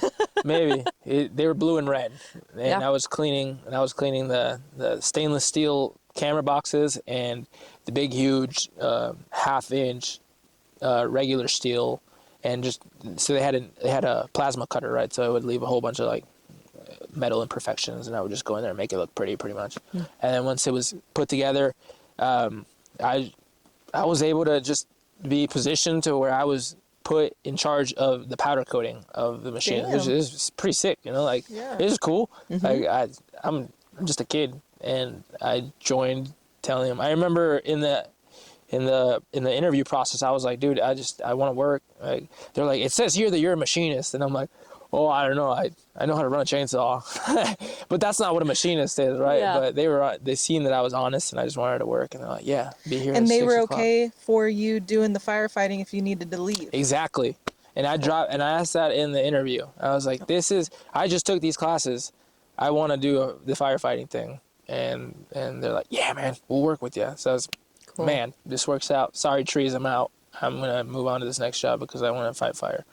So I worked there for 6 months, and I think my first call was April. I went out, I did 14 days, and we just drove. What I was telling you about that we did here, my first tour was one of the most boring tours of my life. Like, they called me and they're like, actually, I was a replacement for somebody that fell out, and my friend recommended them to call me. And I came and I just went on tour for 12 days, driving around the Gila, just waiting on an IA, just PTing and driving everywhere. What's all that mean? Physical training, PT. Okay. PT. IA is initial attack. Okay. So like any What's Gila? the Gila National Forest. Okay, that's the forest that I got trained from. Okay. And so it's just basically what it is. It's 20 of us in trucks, split into 4 modules, and we drive around the Gila National Forest, like ear to the radio, just waiting on an incident to happen. Okay. And there's a series of radios in every forest that repeat off of each other, and they come from dispatch, and people call into dispatch with these incidents, and dispatch has the location of all of its resources on a forest, and based on their locations, they dispatch those resources to the nearest fire. And so pretty much we're a certain resource as a crew, just waiting on dispatch to tell us, okay, go to this fire, this is the location, this is what it is. Kind of like how ambulances kind of post up and wait out. Yep. that a Except we try not to post up. Oh, you drive it. Try not to post up, but sometimes we post up. There's a thing called staging, which is like the worst part of firefighting. Staging. It's Boring. the most boring stuff in the world. And so my first tour, most boring, but like I just know that I was out there driving in the woods, and it really touched the tone with me. And then the next tour was when everything changed. They called me and they said, we're going to Montana. And we drove up. Yeah, this was different. I was like, holy shit. They were only taking 5 of us AD guys, and the rest of them were permanent employees from the Forest Service. So it felt like it was more official at this point. And they're like, yeah, jump in the truck. Let's go. We ended up going all the way north. This is crazy. This is my first tour ever where, like, I'm just living in New Mexico at this point. I haven't, like, really left very much. And they're like, we're going to Montana. And I was like, are you serious? Like, this is crazy. I signed up to maybe have the opportunity to fight fire, and I'm all the way, all of a sudden, I'm going across the country to do exactly that. So we drove to Montana, and for the next, 17 days, we bounced back and forth from fire to fire to fire to fire to fire to fire. We would finish one fire. We got promised steaks the same night, and I learned real quick never to do that again, never to believe that there was going to be a steak at the end of the night, because we were doing after-action review, and we seen a fire in the distance, and they dispatched us to it right after action review. We get there, and it was just a burning coal fire that had been burning for 100 years underneath the ground, and it got hot enough in the middle of summer where it torched off the grass, and it just took off. And we ended up going there, and we showed up. That's a thing? Apparently it's a thing. We just dug in, we started digging. There's helicopters, there's people screaming, there's a guy in the corner crying, just spitting, the smoke hurts, and I'm just digging, and I'm like, holy shit. I'm fighting fire. Yeah, this is real. This is real. Screaming, spitting, crying, snotting. Your face is just leaking. You're starving too because you haven't eaten. Nah, yeah, you're just hyped. You're just fucking hyped. You're eating MREs, so you're eating something just in this foot. It's not food. I mean, it's kind of food. It's nutrition. Dehydrated. It's nutrition. It has processed. nutritional value. Yeah. And there's a reason that soldiers and we eat it. It'll keep you alive. But man, you ain't ever been so constipated in your life. Don't even want to know. Get your Benefiber in your backpack. My God. Yeah. I mean, basically, that Montana tour, I was doing it. You went from 0 to 100. My whole life was just just pressure. And that tour finally, it exploded. You were that cold under the ground. Pretty much. It got simple, real fast after them shifts, and I was exhausted, and I was just I just did a net good, and I'm tired. That's it. That's all I felt at the end of the day. I could keep doing this, and that's pretty much it wrote itself, you know. But And now you're 10 years later. almost 10 years. Almost 10 years later, professional. Yeah, How now long did you end up working for Grayback until? I worked for Grayback for 6 years. Okay. So, Wow, that's but there's a little bridge there because I did that AD stuff, but I can't work for the federal government being a Mexican citizen. So literally me being an AD was the only thing I could do because I was a casual emergency hire and completely legal. It's above board, like it happens. But that was the only way the federal government can employ me. And I don't know if they're going to go after people like that now too, but I don't see why. But yeah, I pay my taxes on everything, so it shouldn't be a problem for anything. But Are you a U.S. citizen now? just recently. Congratulations. So, I mean, and that's really the heart of everything. Like trying to find my identity my whole life has been the ultimate chase. And you you've know? Like, literally not knowing grown up anything. here. Exactly. So it's like, It's all I've ever known. Yeah. All I've ever known is being American. And I didn't even know it, really. right. And I had people telling me that I'm not my whole life. You're like, motherfucker. Like, where's your green card? Where's your green card? Or You're like this. pretty much, exactly. You see why I fight people? Like, I would be playing sports and people would be like, you fucking Mexican. Like, where's your green card? I'm like, bro, what the fuck? Like, just play the game, bro. Like, whatever. And you're like It's 15, just like sideways, 16, always and sideways. they're already... I didn't even realize that was a thing, really. Just when I was just hearing all these things sideways, like eventually you start to realize, oh man, this is a thing. But I didn't let it stop me. Good. Whatever. Fuck Yeah. yeah. But It probably propelled you a little bit. it absolutely propelled me. But Anger propels me. We just got that dialed in today.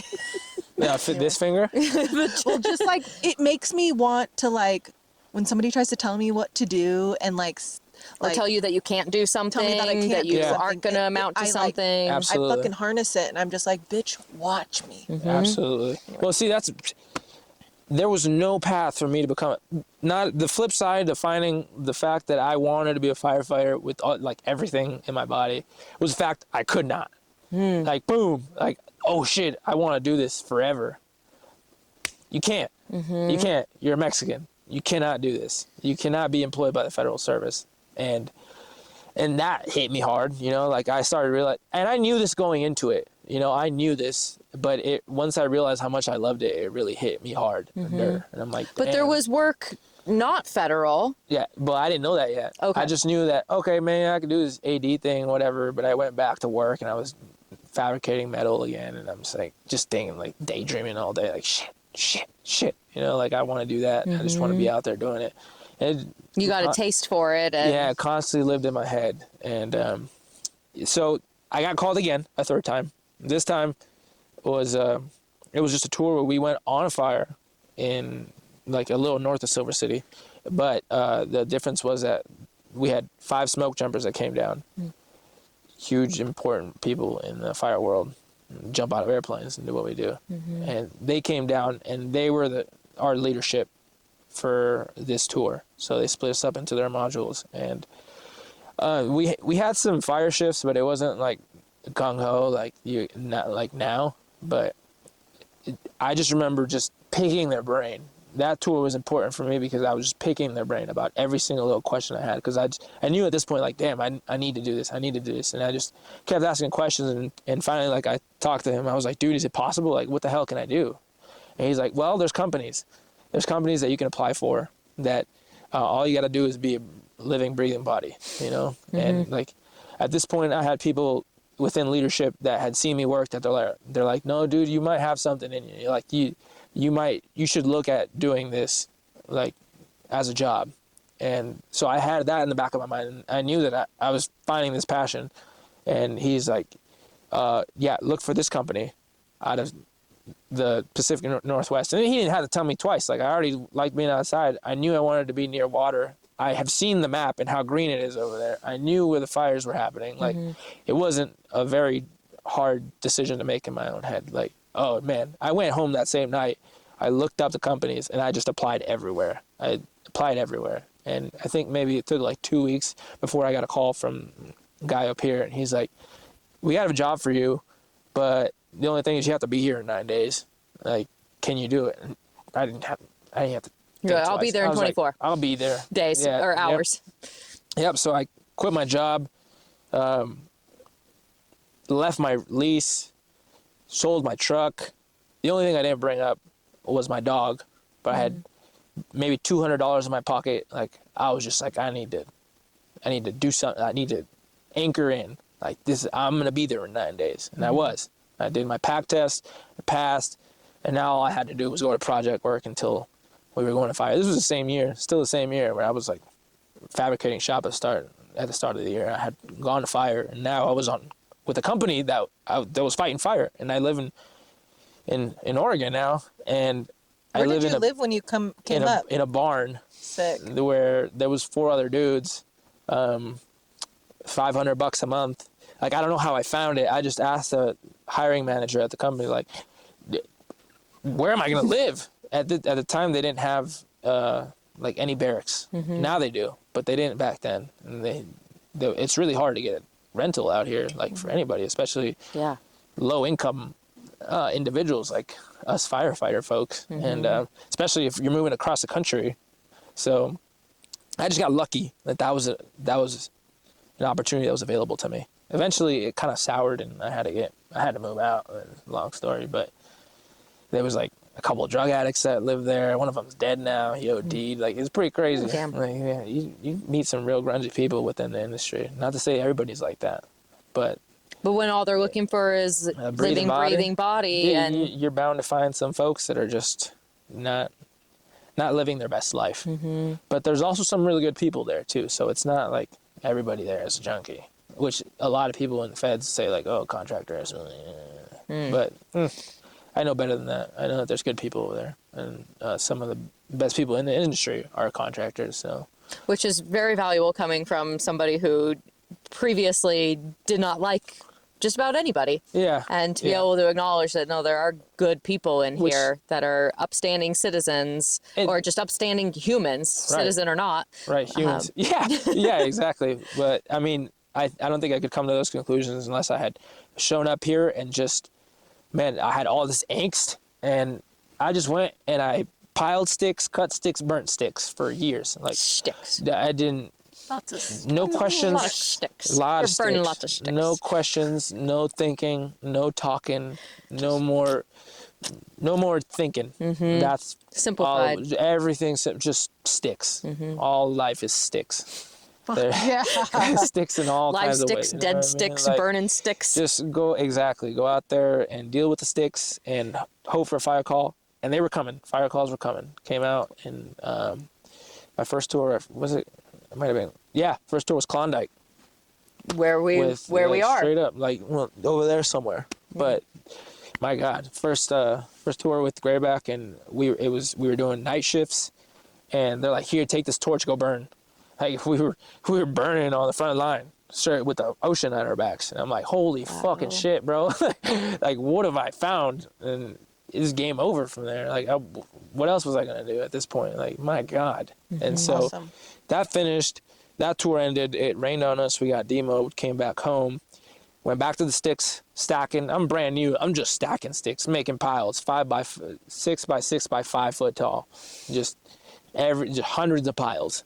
You're expected to do 6 piles an hour. And these are piles that then you're going to burn? Like, this is clearing debris? Yep. Okay. Yep. So you look at all this stuff, and you're cutting all the small stuff, the dead stuff, the brush, so that the Fire prevention.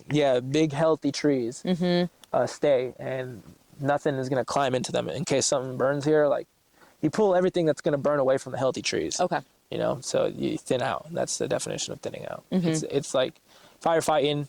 It's prevention. You know, Oh, totally. Firefighting, you're like, there's a fire on you, and you're pulling away all the brush that's actively burning. Whereas in prevention is pulling that brush that's going to burn beforehand, before the fire is on. Which leads into a big, huge question, like, okay, we don't really need to be doing all this work when things are burning. We have all year when things aren't burning, then we should be doing this. But that's another conversation. When we're talking, that's the controversial. That's the big one. Wildland firefighter. That's the big shit. one. That's the center of everything, Right. really. But I hear my dad bitching when he's, they should come out and thin this. we should. We absolutely should. But, like, who's paying us to do it? Right. You know, like, There's money for fighting active fires, but not for money prevention. Yep. Yeah. There's this big, huge industrial complex for fighting fire. but we don't have to put ourselves at that danger, really. We need to be thinning at all times, all year. And I think a lot of us would be happy to be doing work all year round without there's still intrinsic dangers to being out in the woods and cutting trees down. Like, it's a dangerous job regardless, but we don't necessarily have to do it with a burning front chasing us. Not all the time. And we'll happily do it. But, it burns you out when you're constantly under that stress, which is fine. I love this shit. I'm going to keep doing it. But I can't expect the same out of other people. Like, it's asking a lot of people. Yeah. When you made that switch from private, so that was more recently? That was very recently. So in a whole nother world? It was this whole time, it's hanging in my head. Like, this is not possible for you. Like, you can't do this. There is no road there for you at all. Plus, I've gotten in trouble. Like, it's not. There's no career development. The best you can hope for is stacking sticks, cutting sticks, burning sticks, maybe getting good at cutting sticks. And so for like years, that's all I operated on. Whatever, just go out there and deal with the sticks, try to get good with the sticks, love the chainsaw, and just absolutely love the chainsaw. That was my saving grace, just knowing that machine and what it can do and just running it for thousands and thousands of hours, because it puts you at the front of everything. If you're the guy cutting the trees, cutting the brush out in front of a fire, you're the first one there. And that, if you want to do this job, you should want to do that. You should be the one wanting to do that. And that's exactly what I love. Like, there's nothing that I love more than that. So the chainsaw was all I thought about, still all I think about at this point. And sorry, Chelsea. Chainsaw over Chelsea. We're talking about job. We're talking about a job besides Chelsea. Chainsaw Chelsea. That's why I love her, because CH. But so there wasn't really a path, like, for the longest time. It was just simple. It's simple though, like, ain't nothing wrong with it. And then all of a sudden, I started working on it, and it became possible. I talked to a lawyer. I did my application process. I went through like a bunch of difficult things, like getting my paperwork, talking to the right people. And you have to take a test and shit? Yeah, you got to take a whole test, which is like history test, like if you paid attention in history, which luckily, like, that was one of the things I really liked in school. Like, I was decent at American history, and it helped. It's a civics exam, and they give you 100 questions. And out of those 100 questions, they're going to ask you 10. You got to get 7 out of those 10. So if you answer the first 7 questions right, then you're done. You're good. And I study the crap out of them. It's the same 100 tests, same 100 questions for everybody. I studied the crap out of them. I turned in my application. I thought it was going to take years, and little did I know, like, it only took me until I was 29 years old. But at this point, I had like 5 years of this experience within the industry. It just, everything came together finally. And I got my citizenship, and the afternoon after I got it, I contacted people that I had already contacted before with the Forest Service when I had tried to get on, like, see if I could do AD work within like different modules, but nobody wants to do that for you. Like, nobody wants to stick their neck out. That's a lot of work to hire somebody as an AD within your module, which I don't blame anybody for. But as soon as I got my citizenship, I was like, dude, that's it, game over, I'm gone. I don't even got to think twice. My crew boss knew about it too. He was like, oh, you got your citizenship, are you leaving now? I'm like, yes. I'm gone. I'm sorry, bro, I love you, but I'm gone. Like, it's possible now, and it hadn't ever been. And that was just a couple of years back, and it like refreshed everything in my mind. Like, I was starting to get kind of tired, a little draggy, a little ornery, but and then that happened, and I got my dream job, and now and what is that doing it. now? Like, what is your? I'm a hot shot with the federal government, so cool. Pretty much doesn't get better than this. Like, doing what I want to do with the crew. And my whole life is just staying fit and being ready to do what I like to do best. And you work for like a sector that's here in Southern Oregon, or Grants Pass? In Northern California. Northern California. Yeah. That's where their like hub is, and that's where you kind of report to, or? It is. So the federal government has like different regions, different firefighting regions, and they split it up geographically. Funnily enough, like the geographic line for the regions here is the California border. Okay. Everything north of California is Region 6. Everything south of it is Region 5.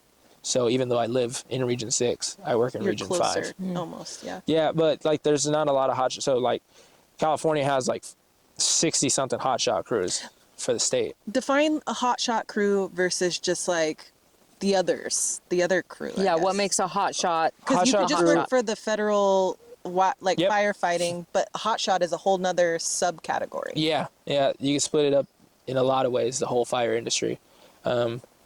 But as far as crews, and that's because that's what we're talking about here, crews type 1 versus type 2. And there's one in between, is type 2 IA. So it just goes 1, 2 IA, 2. And in descending order, it's like the amount of qualifications that you have on your crew. Like there's a certain amount of qualifications that you need to have to be a type 2 IA crew over 2, and then an incredible amount of qualifications that you need to have as a crew to be a type 1. And so And what are you? type 1. So from then, Which means you have an incredible amount of qualifications. not me personally, But your crew. but my crew. But in order to keep my crew at that level, you know, it's our responsibility to keep them qualifications. So like it takes a lot of time for somebody to getting those qualifications. And if that person is like on their way out, like about to retire because it took them 30 years to get all these qualifications, and it's up to somebody else to start building up to the point where they're going to be able to, you know, keep this hotshot crew up. So it's like a constant having to recertify thing within the federal agency. So like there's, it's not foreign for a hotshot crew to lose their status. And it's like it's a very fluid thing. Like there's technically even contractors can have hotshot crews. But at the crux of the issue is that as a contractor, like by nature, you're out to make money. You're a for-profit company. And having one strong crew versus having 5 money-making crews, it's pretty easy to make that decision, right? Like, so maybe certain contractors have enough quality individuals to make a very strong crew. But are you going to do that and make money on a single crew, or are you going to water it all down and have 4 or 5 good individuals, 5, 6, 7, 8, depends. You know, it changes year by year, not just with contractors, but with federal agencies too. So when you're not when like active fire season isn't happening, most of your work time is classes, recertifications, keeping up those skills and qualifications. Yeah, the big difference for me personally, like just because of where I'm at in my career, I've had to take a lot of classes because as a contractor, it's not really you becoming qualified isn't really their priority. You know, it's not. There's guys that are crew bosses there that have been there for like 20 years. Those are their guys, and you're just a warm body. You know, it's very much like buddy, like bro deal. It's who's liked better, blah, blah, blah. And, you know, that could get complex in all kinds of ways. But not to say that the federal government's perfect, but, like, I mean, I could personally tell you, like, we're all getting trained up. Everybody is getting trained across the board. There's nobody getting held back. They are actively training people up to take these roles. You know? Have you guys seen or you personally, have you seen with just like the change of things happening and like a lot of government spending being cut, has that affected you guys? Not us specifically. That's because good. I mean, if they're cutting us, then we have a big problem. Like they're reaching up high, like, and not even to our own horn, but like if you're firing hot shots, then damn, who's safe really? At that point, like right. You're not low hanging fruit. No, I mean, we work very hard to be where we are, where we're at. You know, like it's not just like us saying, "Oh, we're like the tits." We work really hard to be. You're legitimate hot shots. We're not hot shots. Yeah, we're legitimate hot shots. You know, when people get called out, we want to do this job because we want to be the first ones in there. We want to be the ones in the deep dark hole, you know, working our balls off. Like that's what we do it for. Have you had any close calls? define close calls. I mean, I haven't Like, personally almost fucking died. freaky moments where you're like, whoa, and you had to like, Oh yeah. that got close. Yeah. Yeah. Is there like a story that you can recall that was like There's a lot of a them. core memory? What's the first one that pops? I mean, the nature of the job is to be as safe as possible, right? So like if you're having close calls often, then you probably you're doing something wrong. You're doing something wrong. Yeah. So like a lot. I mean, so much of our job is assessing, like the job previous to us actually doing it. Like our life is worth much more than literally anything we're doing out there. Like if we're not gonna die for trees. Like we love trees, but is it worth a single one of our lives? No, not at all. Is a house worth our life? No. Like I don't think there's anything you could say that is worth a single life. So that's ingrained in us from the start. Like, yeah, we're gonna give it hell, but not to the point where we're gonna be in danger. And especially where you're a leader and you're gonna put other people in danger. That's a big no-no. A big no-no. You know. And so if you're making a lot of mistakes, you probably shouldn't be leading folks. You know. Yeah. And there's something to be said about like somebody that works really hard and maybe thinks less about the safety. Being a really badass worker, but is he the best leader for you? You know, but somebody that maybe isn't as productive and has a more objective view of things, maybe a little more reserved, less gung-ho, that maybe is better at looking at things objectively, you know? Being able to say, we've gone too far, let's pull back. Being the one to say, I don't want to drop this tree versus do you do that?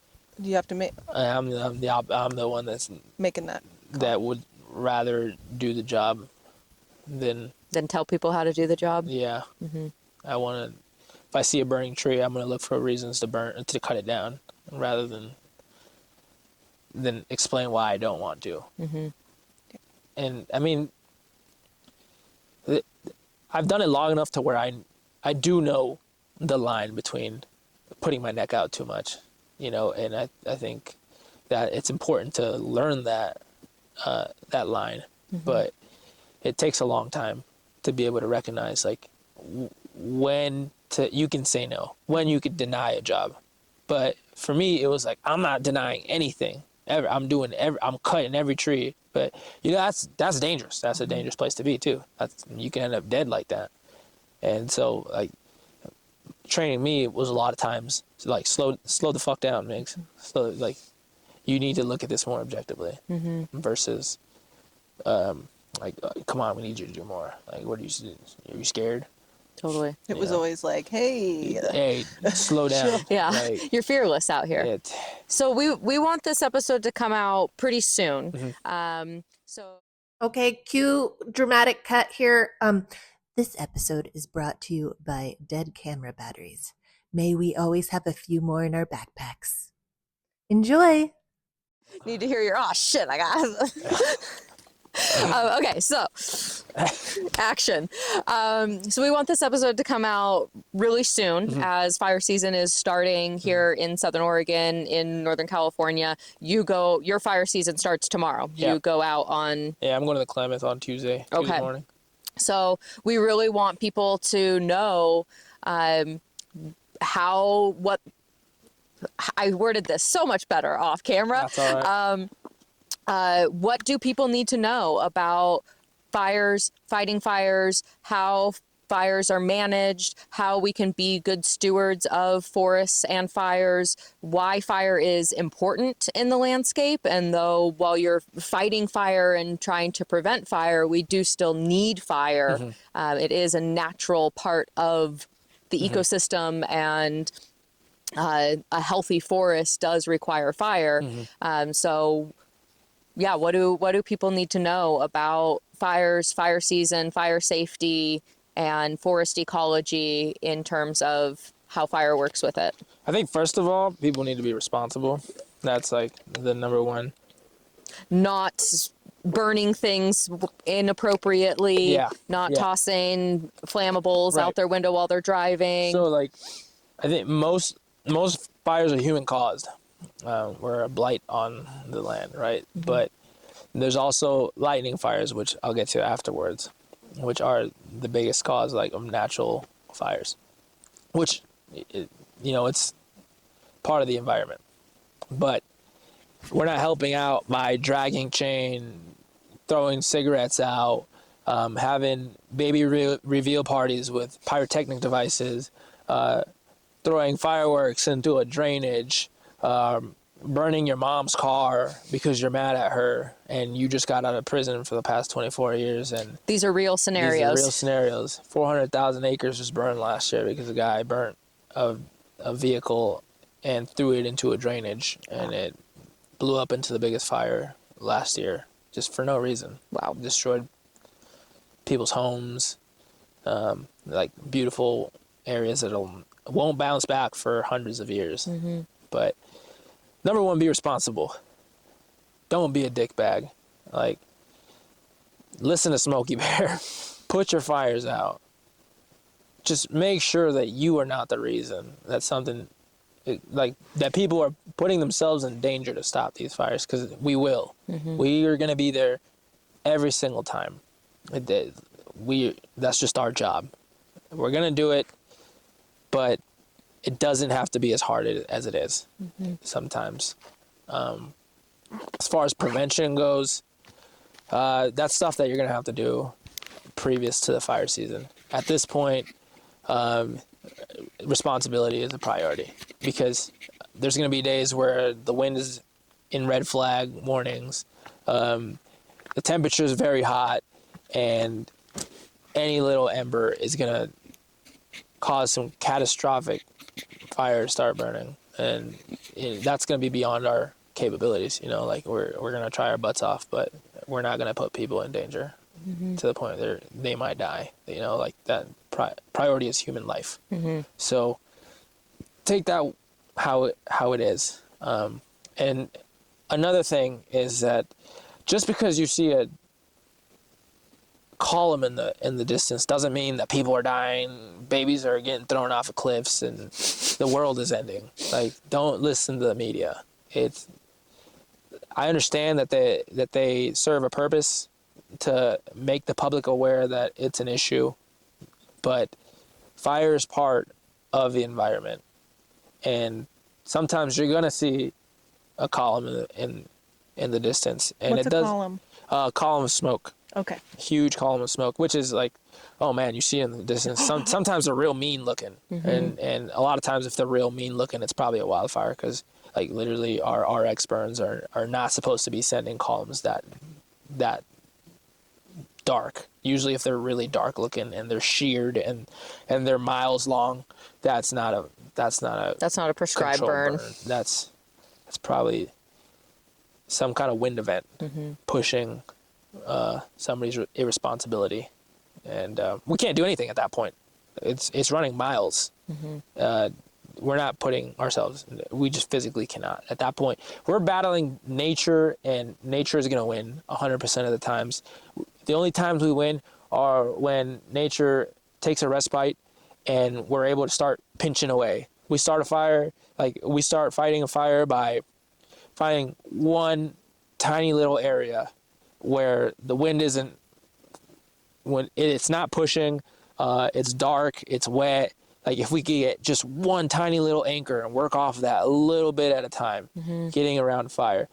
But if that wind shifts, we're going to lose it. There's nothing we can do to a 60-mile-per-hour wind. So we're trying our butts off, but the elements are going to win every single time. So you can only win the fire when nature allows you to. Exactly. At the end of the day, we're fighting nature, and it's going to win every time. But we're going to be out there anyways. I think a lot of times in the news, I feel like when I'm hearing of a wildfire that's somewhere near, they're like, oh, it's only 2% contained. And then the next day it's like 3%, like it's slow up and it just gained this many miles. And it's like very fear oriented around it. Absolutely. But then I feel like I've watched a couple documentaries. I've dated a few wildland firefighters, and they're like, we're like briefing in a meeting. Like, that might sound scary on the news, but like, for the most part, we have this generalized plan B, plan C, and everybody's working together and like doing our best here, and it's not as like crazy as the media Yeah, sets. it definitely Always. isn't. Like that's what we Right. try. When we get together and it's hundreds of us at a campfire, or at a fire camp, it's us trying to make sense of a complex situation that we have no control over. We just try to make some kind of sense, and we come up with those plans based on like terrain, weather that's coming up this week, types of resources that we have, and that all goes into this like weird little containment number that is always thrown around. Like people are like, "Oh man, it's only 2% contained. It's 98% blowing up," but it's like super subjective based on like individual ICs, and it's also influenced by politics. You know what I mean? Like you're not gonna get resources allocated to a fire that's already dead. But I've seen countless fires. I mean, I might get in trouble for that. I've seen fires that like are supposedly like 50% contained that are just dead, and they're getting mopped up. Like there's a lot of politics that go into how fires are portrayed in the media, and With the intentions of redirecting funding. yeah, a lot of it is redirecting funding. Unfortunately, the public are those that suffer the most because they know less. You know, like they're not aware of what the fire is actually doing. They just see the smoke in the background, and they're at the mercy of the folks that are disseminating this information. But Maybe they're getting evacuation orders, Right. and that puts them with a little bit more aware attunement to what's going on, Yeah. because they may need to pack up and leave their home. Absolutely. But if they're just on the periphery of the incident, then it's just numbers on the media. Right. And there's certain the good thing about that I've seen lately about social media is that there's like ODF and DFPA and these like local firefighting resources that are really good at putting up like public information sites on social media. That will, ODF being Oregon Department of Forestry. Oregon Department, Douglas Forestry Protection Association. Like Oregon is blessed to have the firefighting machine that it had. Like But it's that not came just, out of because we were having terrible wildfires without communication. Yeah. And people were saying, we need to know what the fuck is going on. Oregon loves its forests, and one way or another, just either as a resource, As an logging, extraction resource. because it's a huge industry, and here in Washington, and be that as it may, like it's an important part of the fabric of the Pacific Northwest. Absolutely. And people will protect that. And on top of that, everybody loves the forest here. It's part of Oregon. It's part of recreation. Washington. It's home. It's what we associate with If you live Oregon. here, you love the forest, like, so I think, again, this area is blessed with the firefighters that it has. I think it's like this concentration of people that really appreciate what they have, and they will go to war for it. And I mean, that's a little dramatic, but they'll go to battle for sure. There's a constant stream of young kids that are gonna always fight fire, always, and that's something beautiful about this community. That they grow up in here, so they will go out there to protect it, and it's just gonna be a constant thing, and that that goes all the way up. Be the politics as they are, like people will say certain things about different organizations that fight fire. Everybody has something to say about each other. Yeah. But I found that local, smaller organizations are really good about not keeping information from the public. Like I follow along at all these like public information pages just to read like exactly how everything is going. Like they'll tell you actively, like they have IR maps and they're posting them immediately. They're telling you where the fire is burning, who's under evacuation orders, like the intensity of the fire, where the fire is burning. Like that's important stuff. That should be available to everybody on every fire. And that's information that's available to us really. And oftentimes, I don't know anything besides the fires that I'm on. I'm not looking at every single map and IAP, and I just don't have the mental strength to look at all of it. But for the most part, we have all that information as people on the ground. So I think all that being available to people is important. People should be able to disseminate their own information themselves, and it should all be available, which it is. I think maybe the databases need to be more available to folks. Like User friendly. yeah, user friendly for sure. Because even for us, I mean, it takes a couple of years to kind of get a hold of how to do it. But I could list off all the websites that are available to people, to the public. Maybe you can give us a little list and we can post it under your Yeah, video. totally. Yeah, I had a few. More. Yep, definitely. They're out there. And even on Facebook, you know, like they're out there. They even here in Southern Oregon, every time there's a fire, there's a Facebook page that pops up specifically for the fire, and that's the local resource that are posting that. What do you think about the people that post up and sell T-shirts outside of the I have fires? quite a few T-shirts, but trust me, I understand. You know, that's controversial. It absolutely is controversial. But they're making money. I mean, I have a few. Man, they say shirts. make money off of us like crazy. They're They like say- souvenir shirts for the fire. Yeah, you know, and Wow. for us personally, it's like, dude, I've busted my butt on this fire. I'm gonna sleep in this shirt, you know, like. But also, if you take the same shirt, I wore it. It is weird because now I wear it and I take it to my federal employment office, and they're like, "You fucking bagger, what are you wearing, dude?" Like that. It feels weird doing it. It's a whole different environment, you know. But I don't take it back, you know. Like it reminds me of the work that I've done for me. But I'm not like, I don't really wear them everywhere. But that's It's like a where- little private mom and pop shop that will yeah. pop up. There's with those. there's like a couple That go little around. mom and pop shops that benefit off of us. Real fire chasers. Little it reminds me of like when like a little sea barnacle clamps Yes. onto like An They just- an Just pop up out of invasive nowhere. snail. Yeah. And then they sell us a friggin' hoodie for $60. Like, are you kidding me? Yeah, I'm gonna pay $60, but they're like, oh, I know how much your money you're making on this paycheck. You give me $60 for this personalized well, and then hoodie. you want one for your wife for your exactly. like all the like I mean I was a girlfriend and I benefited and got a Yep. pink hoodie of the I can't remember what fire it was. Yep. I don't have it anymore. Like biscuit, I think. Yeah. Like Oh man, long time ago. that one's Wow. that's Yeah. vintage. Yeah. That was maybe- the big one. Yeah, that was the first fire in Southern Yeah. Oregon that really. That woke everybody up. Yeah. I was a bit younger. I think it was I can't remember, but there was another one after that. Because Biscuit was like 2003, 2002. 2002. Yeah, Yeah, the we were, scar's we still were in over middle there. school. Our middle school was an evacuation site. That's right. Our middle school Oh my gym gosh. was a evacuation site for folks out of the Illinois Valley. There Yeah, was I one believe where I won't speak his name, who I was dating. Starts with a D. But he was working a fire and he was stationed up at Lake Selmac. So it was still somewhere out here. And I got like a pink hoodie. Weird though. Yeah. He's like, that Definitely. shit's weird.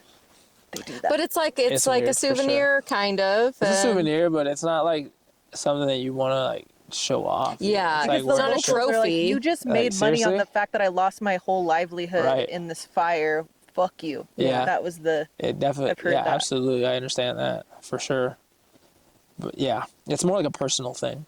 Like you wear it around the house. Like Yeah. it's a memento. But don't wear it out, maybe. Like people lost things. Yeah. It's like having a shirt that says World War II. Maybe Don't show us what you gained from our loss. right, exactly. Yeah. Yeah, and I think that's honestly that deserves a conversation in itself, you know, because the fire industry, like I make my money fighting fires, but I need there to be a fire. But at the same time, I don't want fires to happen. But I'm paid either way. I'm a full-time employee.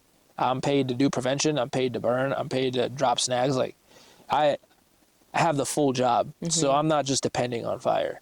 But I mean, there's also been on-call firefighters who have become arsonists because they're fiending for a paycheck. But the funny thing about that is it doesn't matter if you start a fire. It doesn't mean that you're going to get called. If you're probably starting a fire, it's because you're super low on the list, and even this fire that you start is going to cause like a big rollout of resources, but you're probably still not going to get called. So Ooh, that's rough. it's That's a thing. it's an incredibly stupid Yeah. thing to do. And that happens every once in a blue moon, or Yeah, every more once in a often while. than not. Yeah, every once in a while you'll see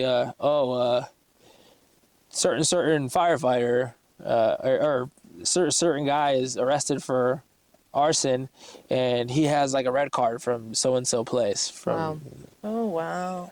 It's happened, and a lot of people, you know, be like, oh, that's all firefighters, or hotshots are starting fires. But in reality, like, what? I don't have anything to gain from starting a fire. Like, there's plenty of other natural and idiotic occurrences that are starting fires that you don't need to go out and purposely start a fire just to fight it. And you could get shipped out to Montana again, even like so. Specifically as a hotshot, I have nothing to gain from starting my own fire. I'm gonna get mine. I'm leaving tomorrow or Tuesday. Like, where are you going? I'm going to just the Klamath National Forest. We're doing an RX burn, or at least that's what the resource order says. But we could get there and they could send us somewhere else. So we're off and running. We're gunning. Cool, fun. Wow. And how long will it be until you come back? Well, we leave with prepared to be gone for 14 days. Okay. Yeah. And then you get a little bit of time off. Yeah, then you get 3 days off, and then you become available again.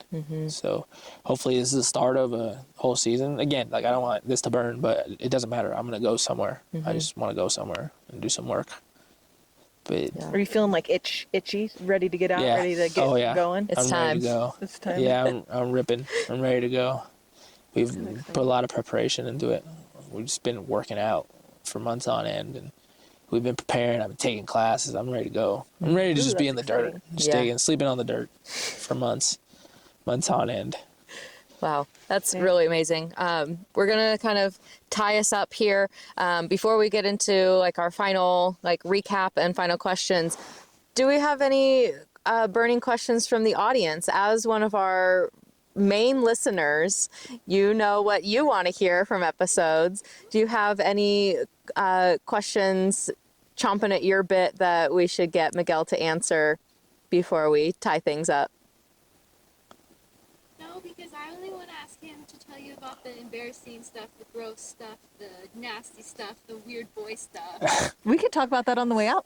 Yeah, we can do that on our walk out for sure. That's it. The nasty boy It's fire gross and camp. weird and interesting. That's what I live for. Mm-hmm. What life is like in a fire camp. That's what you like to hear about it. I think it's like really like blows your mind, and it's worth noting that he like sleeps in the dirt, the actual dirt, no tent, nothing, just the ground, like over 100 days a year. Sleeping in the dirt over 100 days a year. No tent, no sleeping pad. Sleeping pad. Okay. Sleeping pad. Look at our brand new sleeping pad. I got a sleeping pad now. Yeah. I got a good sleeping bag too, just recently. I've been using my last one for 5 years, but wow. I bought one. Talk about the time you had to sleep under the truck. Oh yeah. The time the outhouses blew over. The multiple times they blew over. All the nasty, dirty details. Okay, we'll do dirty we'll do details on the walkout. That Cool. sounds good. That will be a nice wrap up. Yeah. Sure. Let's do your wrap quick. Okay, cool. Thank you, Miguel, for your life story and for the work that you do. And really, it is I think it's a really rare honor and opportunity that you've provided us to come out and tell us everything that you have, because fire season is busy, and not just you, but all firefighters are working really hard and do that work not necessarily because they want to talk to people.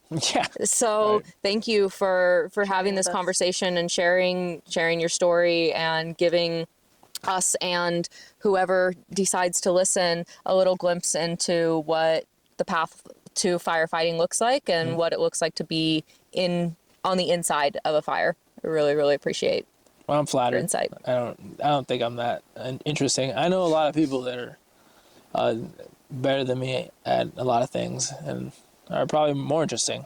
Sure. But You're interesting too. You have a really great story. appreciate it. Comparison is a thief of joy, and you are amazing and unique and brilliant in all that you are, and worthy of this time and space to share your story. So Well, I appreciate Thank you you. guys, what you guys do. yeah. I really do.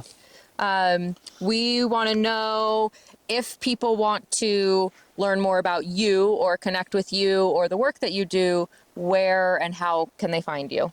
So for my work, there's a couple links that you could probably provide. Grassroots Firefighters is a group that works on making sure that firefighters are taken care of, like, and that's like in the political arena, and within circles that not necessarily us ground pounders are the best at. You know, like I couldn't begin to speak of policy because it spins my head, but at the same time, even with a poli-sci minor, right? Exactly, but it's like so much, and it's constantly moving. That without people that are willing to spend that time to protect us and to make sure that we're all right, you know, like we wouldn't be able to do this job. Like, and those people did this job too, you know, and they recognize what it takes to want to do this job, and for them to be out there fighting for us means the world, really, to everybody, because we wouldn't be here. We wouldn't still have folks that are willing to do this if it wasn't for people like them. Do you do any documentation of your fires? Any photos sharing on Instagram? Do you have an Instagram or anything? I have an Instagram, 100 MIGs. We'll link it. Is it public? Yeah, it's public. Cool. Yep, I post a lot of like non-contexted stories and pictures every now and again. I don't post too much, but every once in a while I do. Real cool stuff. I figure people get tired of seeing burning trees though, so. Do you get tired of seeing burning trees? No. So There's people that don't. Yeah. Continue to post the burning trees. Yeah, I will. You should. Real cool views like this too. I try to post them. Awesome. Great. I'm excited. Deep squat? when our last, introspective question, when your body expires and you are no longer alive on this earth in this form, how do you want people to remember you? Or how do you want the earth to remember you? How do you want to be remembered? Just as a good person. Somebody who tried hard. Did his best. That's about it. You're very passion driven, and Yeah. you have very distinct purpose. Yeah. And it came out Yeah. 1000% in this conversation. And I'm going to remember that of I'm you. glad. Even if we don't hang out again, we're going to be hanging out because Yeah. We're friends. Yep. But I'm just saying, if I left this and we never chatted again, that guy is purpose and passion driven, and holy shit, we need more of people like that doing what they love. Thank you. Yeah. It really, your story and a lot of the stories that we are getting to hear, what is really standing out for me is that children are feeling pressure to find freedom and to find an outlet for their energy and to find a reason for being alive at a very, very young age. Starting, almost everybody's story is like, by age 4, I was looking for, what am I doing with my life? Why am I here? Where can I go to find myself? And that is, I think, a really prominent thread in your story of being so young and feeling unrooted and trying to figure out who you are, what you're doing, why you're here, and what that's going to mean. You got roots now. Yeah, finally. Took me a long time. Just like your tattoo on your hand. Exactly. No, that's relevant. That's 100%. I did think of that. That's so cool. I'm not losing those roots, that's for sure. Yeah. That's why I say, like, I'm gonna die right here. I'm gonna die right here. Right here. Yeah. But still being able to like move and flex. I love the symbolism of a tree, of being rooted and strong and sturdy, but still being able to flex with the wind and kind of shed if needed.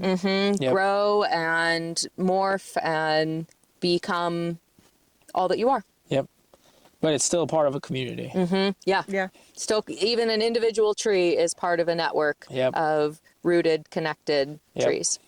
Sticks. Live sticks. Living sticks. Living sticks. Protecting sticks. Dude, look at this view behind us and the sun popping out for a hot minute. You asked for the sun. That's awesome. I needed it. I was getting a little cold. Yeah, a little shiver. Oh, so beautiful. Thank you for bringing us here. Oh my God, thank you so much. This is awesome. kind of a secret little spot. Yeah, and don't forget you. it. Oh, yeah. I know I'm going to bring my husband out. Good. Yeah. Yeah. Well, I got to remember on my way how to get down here. I'll Drop a pin. I got you guys. Okay, I'll send cool. you guys like a map or something. Cool. Thank you. We Thank won't you for share sharing. that. Yeah. Yeah. We'll tell you kind of where we are, but not how to get here. Yeah. Perfect. Yeah. Thank you for sharing this place with us. Your office, essentially. This is Yeah. your office. Yeah. We're in everybody's office. Yeah. Yeah. I love Yeah. it. It's our office. But Yeah. deep squat time. Yeah. Okay, deep squat to shake We're all off deep squatting. the chair. Oh yeah, way good. Way gooder. Careful, they're on the cliff. Don't fall. That would be a crazy end to this, wouldn't it? Oh my god. How's the deep squat in the boots? You can't really get Pretty that great. question. Actually, I just got these new style boots, and Are these MoveNat inspired boots? Yes. Hell yeah. I'm a big fan. Big fan of these. The zero drop Yeah, boots. close enough to zero drop. More zero drop than my 2-inch heels that I've worn for 6 years, Legit. 7 dang. years. My husband's all about the zero drop. Yeah, it's the way to He's be. always like, that's supposed to be real good. It is He good. has a pair. Good. Yeah. It's better for us. Way to go. All right, we're gonna pack up, mountain walk twerk, out. mountain twerk. I just got Do all the mountain twerk. No. My Not a bosses mountain would. twerker? My bosses He's a would. mountain I would worker. never hear the end of it. Maya. Does Chelsea want to come do a mountain twerk with us? Chelsea, Our want deep special squat guest? with us? Mountain twerk though. Just a little Here, I'll get out of the picture for this one. mountain twerk. Actually, cliff twerk. Cliff twerk. Oh, I don't know if you're in it. Come over here, Chelsea. Everybody say hi to Chelsea. This is Miguel's beautiful wife. Love you. The other in the chainsaw. Okay, that'll be good. Yeah. Smack, smack. Man, Yeah, I love when that happens. What? When the sun comes out just at the perfect time of Yes. either the story or the like whole experience. It's the little things. It really is.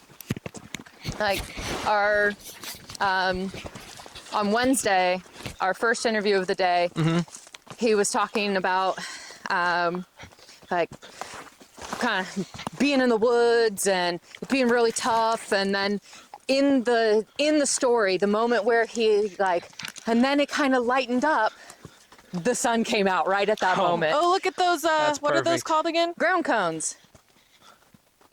Oh, so are those I heard those are like a blight on ponderosa pines, but this They're- is not a ponderosa. They're a symbiotic fungus that grows from the roots of a pine, some kind of pine tree. But they don't, as far as I know, they don't cause damage, but they are a fungus that feeds off of the tree. Okay. Because for a long time I thought they were like just Douglas fir cones and they turn red. But then I found out that they were actually a blight or a fungus. They're a fungus. You want to do us the honors? We only got 11 minutes, so let's get into it. Oh, Tell us what The- it's like being in a fire camp with a bunch of dudes. with a bunch of dudes, dirty, sweaty, hot, Beating hungry, horny. Everybody's beating it in their tent. Everyone's beating it in their tent. Oh yeah. Do they have is everybody in their own tent, or is it like group tent, I suppose. circle jerk? I'm supposing that there's probably certain people that share tents, but don't ask, don't tell, I guess. Oh God. That is the policy of the federal government, right? Yeah, exactly. Everybody does what they want on their own time. Who cares? Nobody's gonna fault you for your kinks. That's nice. It's just it goes over the line when you leave your nut rags in the tent and then put the tent away for a year, and then you give it back to the company, and the company gives it to somebody else, and they open the tent and your nut rags are in there still. And you know that that's what that is. Oh yeah, Smells like it. disgusting. Throw the tent Crisp. away at that point. Has that happened to you? It's That you happened to opened somebody a I tent? know. I opened a tent and it had somebody's poop wipes. Ew. Threw that tent away, obviously. But I knew somebody that opened a tent and it had old jizz stain in it. That was disgusting. Yeah. Don't want that on anybody. I wouldn't wish that on anybody. Oh my God. Like, At least pick Okay, up what after about yourself. the porta potties being blown over? Oh, so many times. Really? I mean, usually we're responding to an incident where a fire blew out because of extreme weather, right? So, like, extreme wind is a part of that. And, I mean, 60-mile-per-hour winds, 40-mile-per-hour winds, porta potties are they got no shot. Right. No So amount of shit is going to hold them down. Nope, don't get caught in one of those in a windstorm. Shit Let me tell tornado. ya, disgusting. God. I don't know how much they pay the guys that come in and clean those in the morning, but I don't think they're paying them enough. Rough. I don't know what kind of life you have to lead in order to end up doing that job. I mean, I guess the money's got to be just about right for it to make you not want to hate yourself, but man, God bless those guys. Because they come in at like 6 in the morning, right? And we're like tired, broken up, hungry, and we're just walking and just thanking God that we're not the ones cleaning the shit off of those porta potties because they got blown over in the middle of the night. Because they have to upright them and clean them out. Exactly. Damn. Thank you. So what's a rainbow sandwich? A rainbow sandwich is so it's like a roast beef sandwich that they give us, and if you put them in the sun, they shine like a rainbow. Oh. They just got various colors in them. Yeah. I don't think meat should look like that. Oh. Yeah. That's actually a big like deli meat. Yeah, that's actually a big issue within the industry, like the nutrition that we get. You'd think that we'd get top of the line, which sometimes we do, but caterers are paid by the dish, and the money that they don't use on it is the money they get to put in their pocket, right? So Oof. they need to put a more slippery oversight slope. into it, because we do get, like, our lunches have a lot of caloric value, but not necessarily healthily. Like, they don't. Yeah. They got friggin' candies in there for us, which is fine. You know, we need a treat every once in a while, but we don't need just empty carbs. Yeah, we I need some good sustained. Exactly. We need Protein. some clean protein, not Sweet full of potato. sugar. Yeah, like, and I think a lot of us need that. Yeah. Yeah, we are What's a the very meat- nutrient deficient society. Oh. Yeah, and especially out there, you know. What's the meat sweats? I mean, I guess it could mean a lot of things. Oh, If you're if you haven't pooped for various days because you're on MREs and you're clogged up, and then all of a sudden you're not clogged up anymore, but you're in a truck and you're on a freeway and you're not necessarily close to like a truck stop or a bathroom, you start sweating. Fuck yeah. This is about to be the first release. You Yeah. are just finding out that you're not clogged up anymore. It's ready to go. You have a bubble in your stomach moving up and down. Ooh, yeah, I know. Yeah. I know that feeling. Ew. I've definitely got the shit sweats. Days worth of recycled nutrients. Ew. And so, okay, what is this about boners in the car? In the truck? if you What the Truck fuck? boners? Truck boners? yeah, well, a lot of movement, a man being jostled I had no idea. tends to awaken certain members on a man's body. And if you think about types of roads that we drive, Yeah. you start to understand the frequency that we have to deal with this. And when it happens, is it like a embarrassing thing, or Hell just nah. like everybody's got a boner and you just kind of keep on living? Just don't look at your friends in the eyes, you know? Don't look down or I mean, up. if you're getting out of a truck, don't look at your homie. Leave him alone. You handle yourself. Because everybody's got one. It's a BRB. It's a bumpy road boner. What was it? A BRB, a bumpy road boner. Leave your friends alone.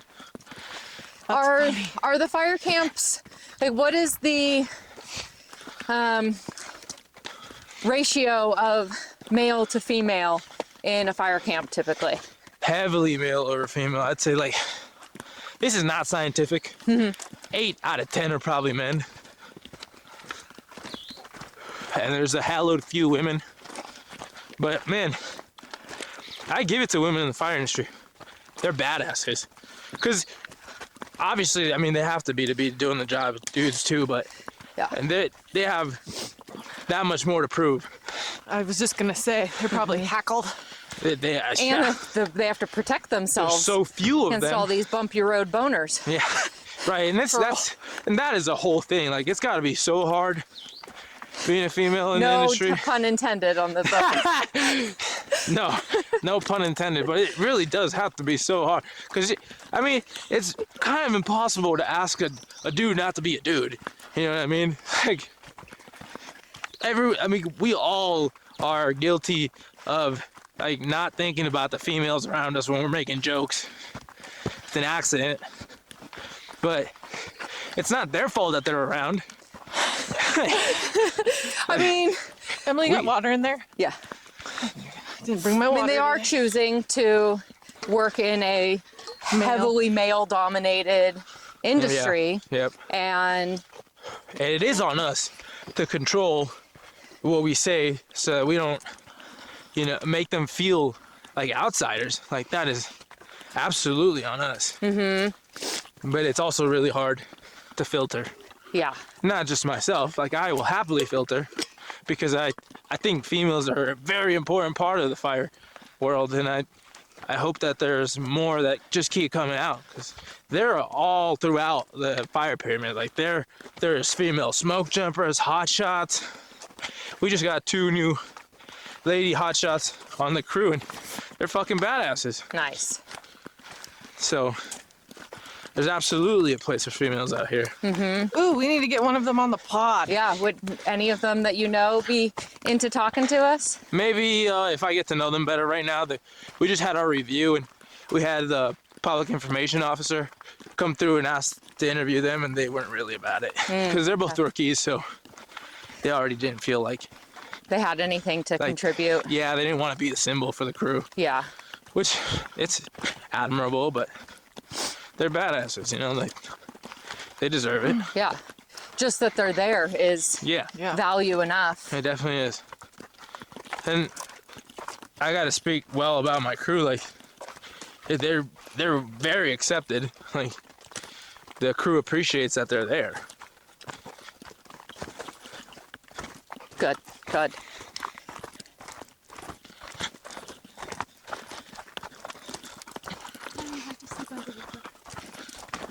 No. What have been the best and worst sleeping conditions you've found yourself in? Best is in a hotel. We're hoteled up. Oh, yeah.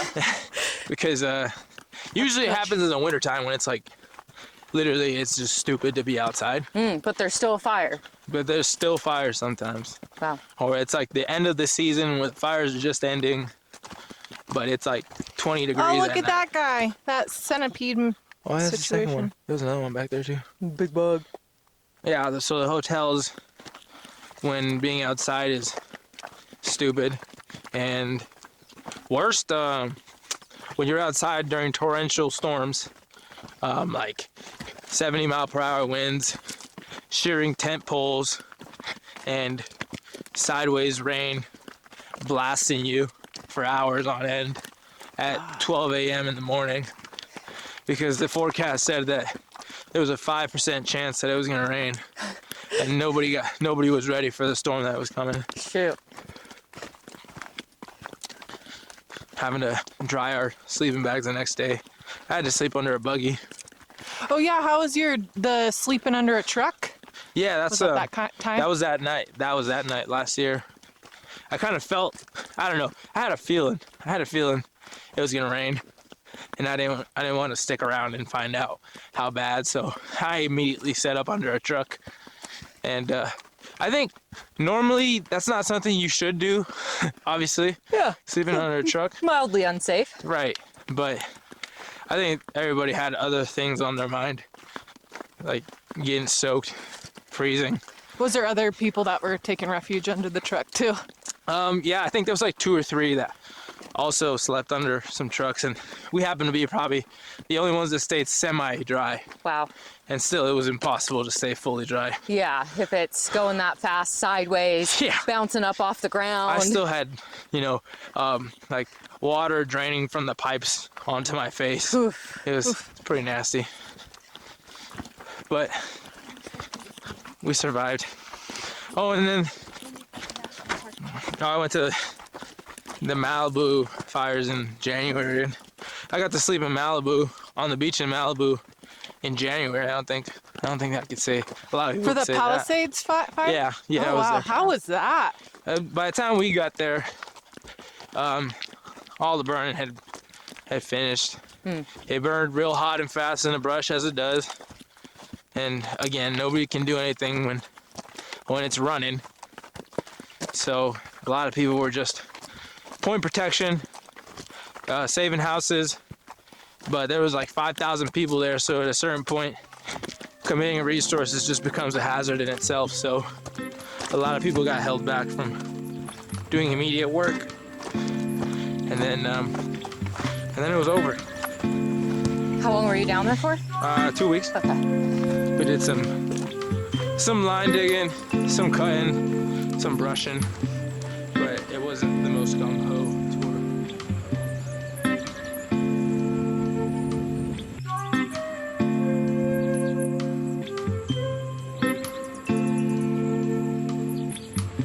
Credits. Film edited and produced by Heather White and Emily Berlant. The Go Wildly music is Rainmaker by Jared Masters. Special thanks to Miguel Narvaez, recorded on location in the Rogue River Siskiyou National Forest. Thanks for listening. Please follow, like, subscribe, and of course share.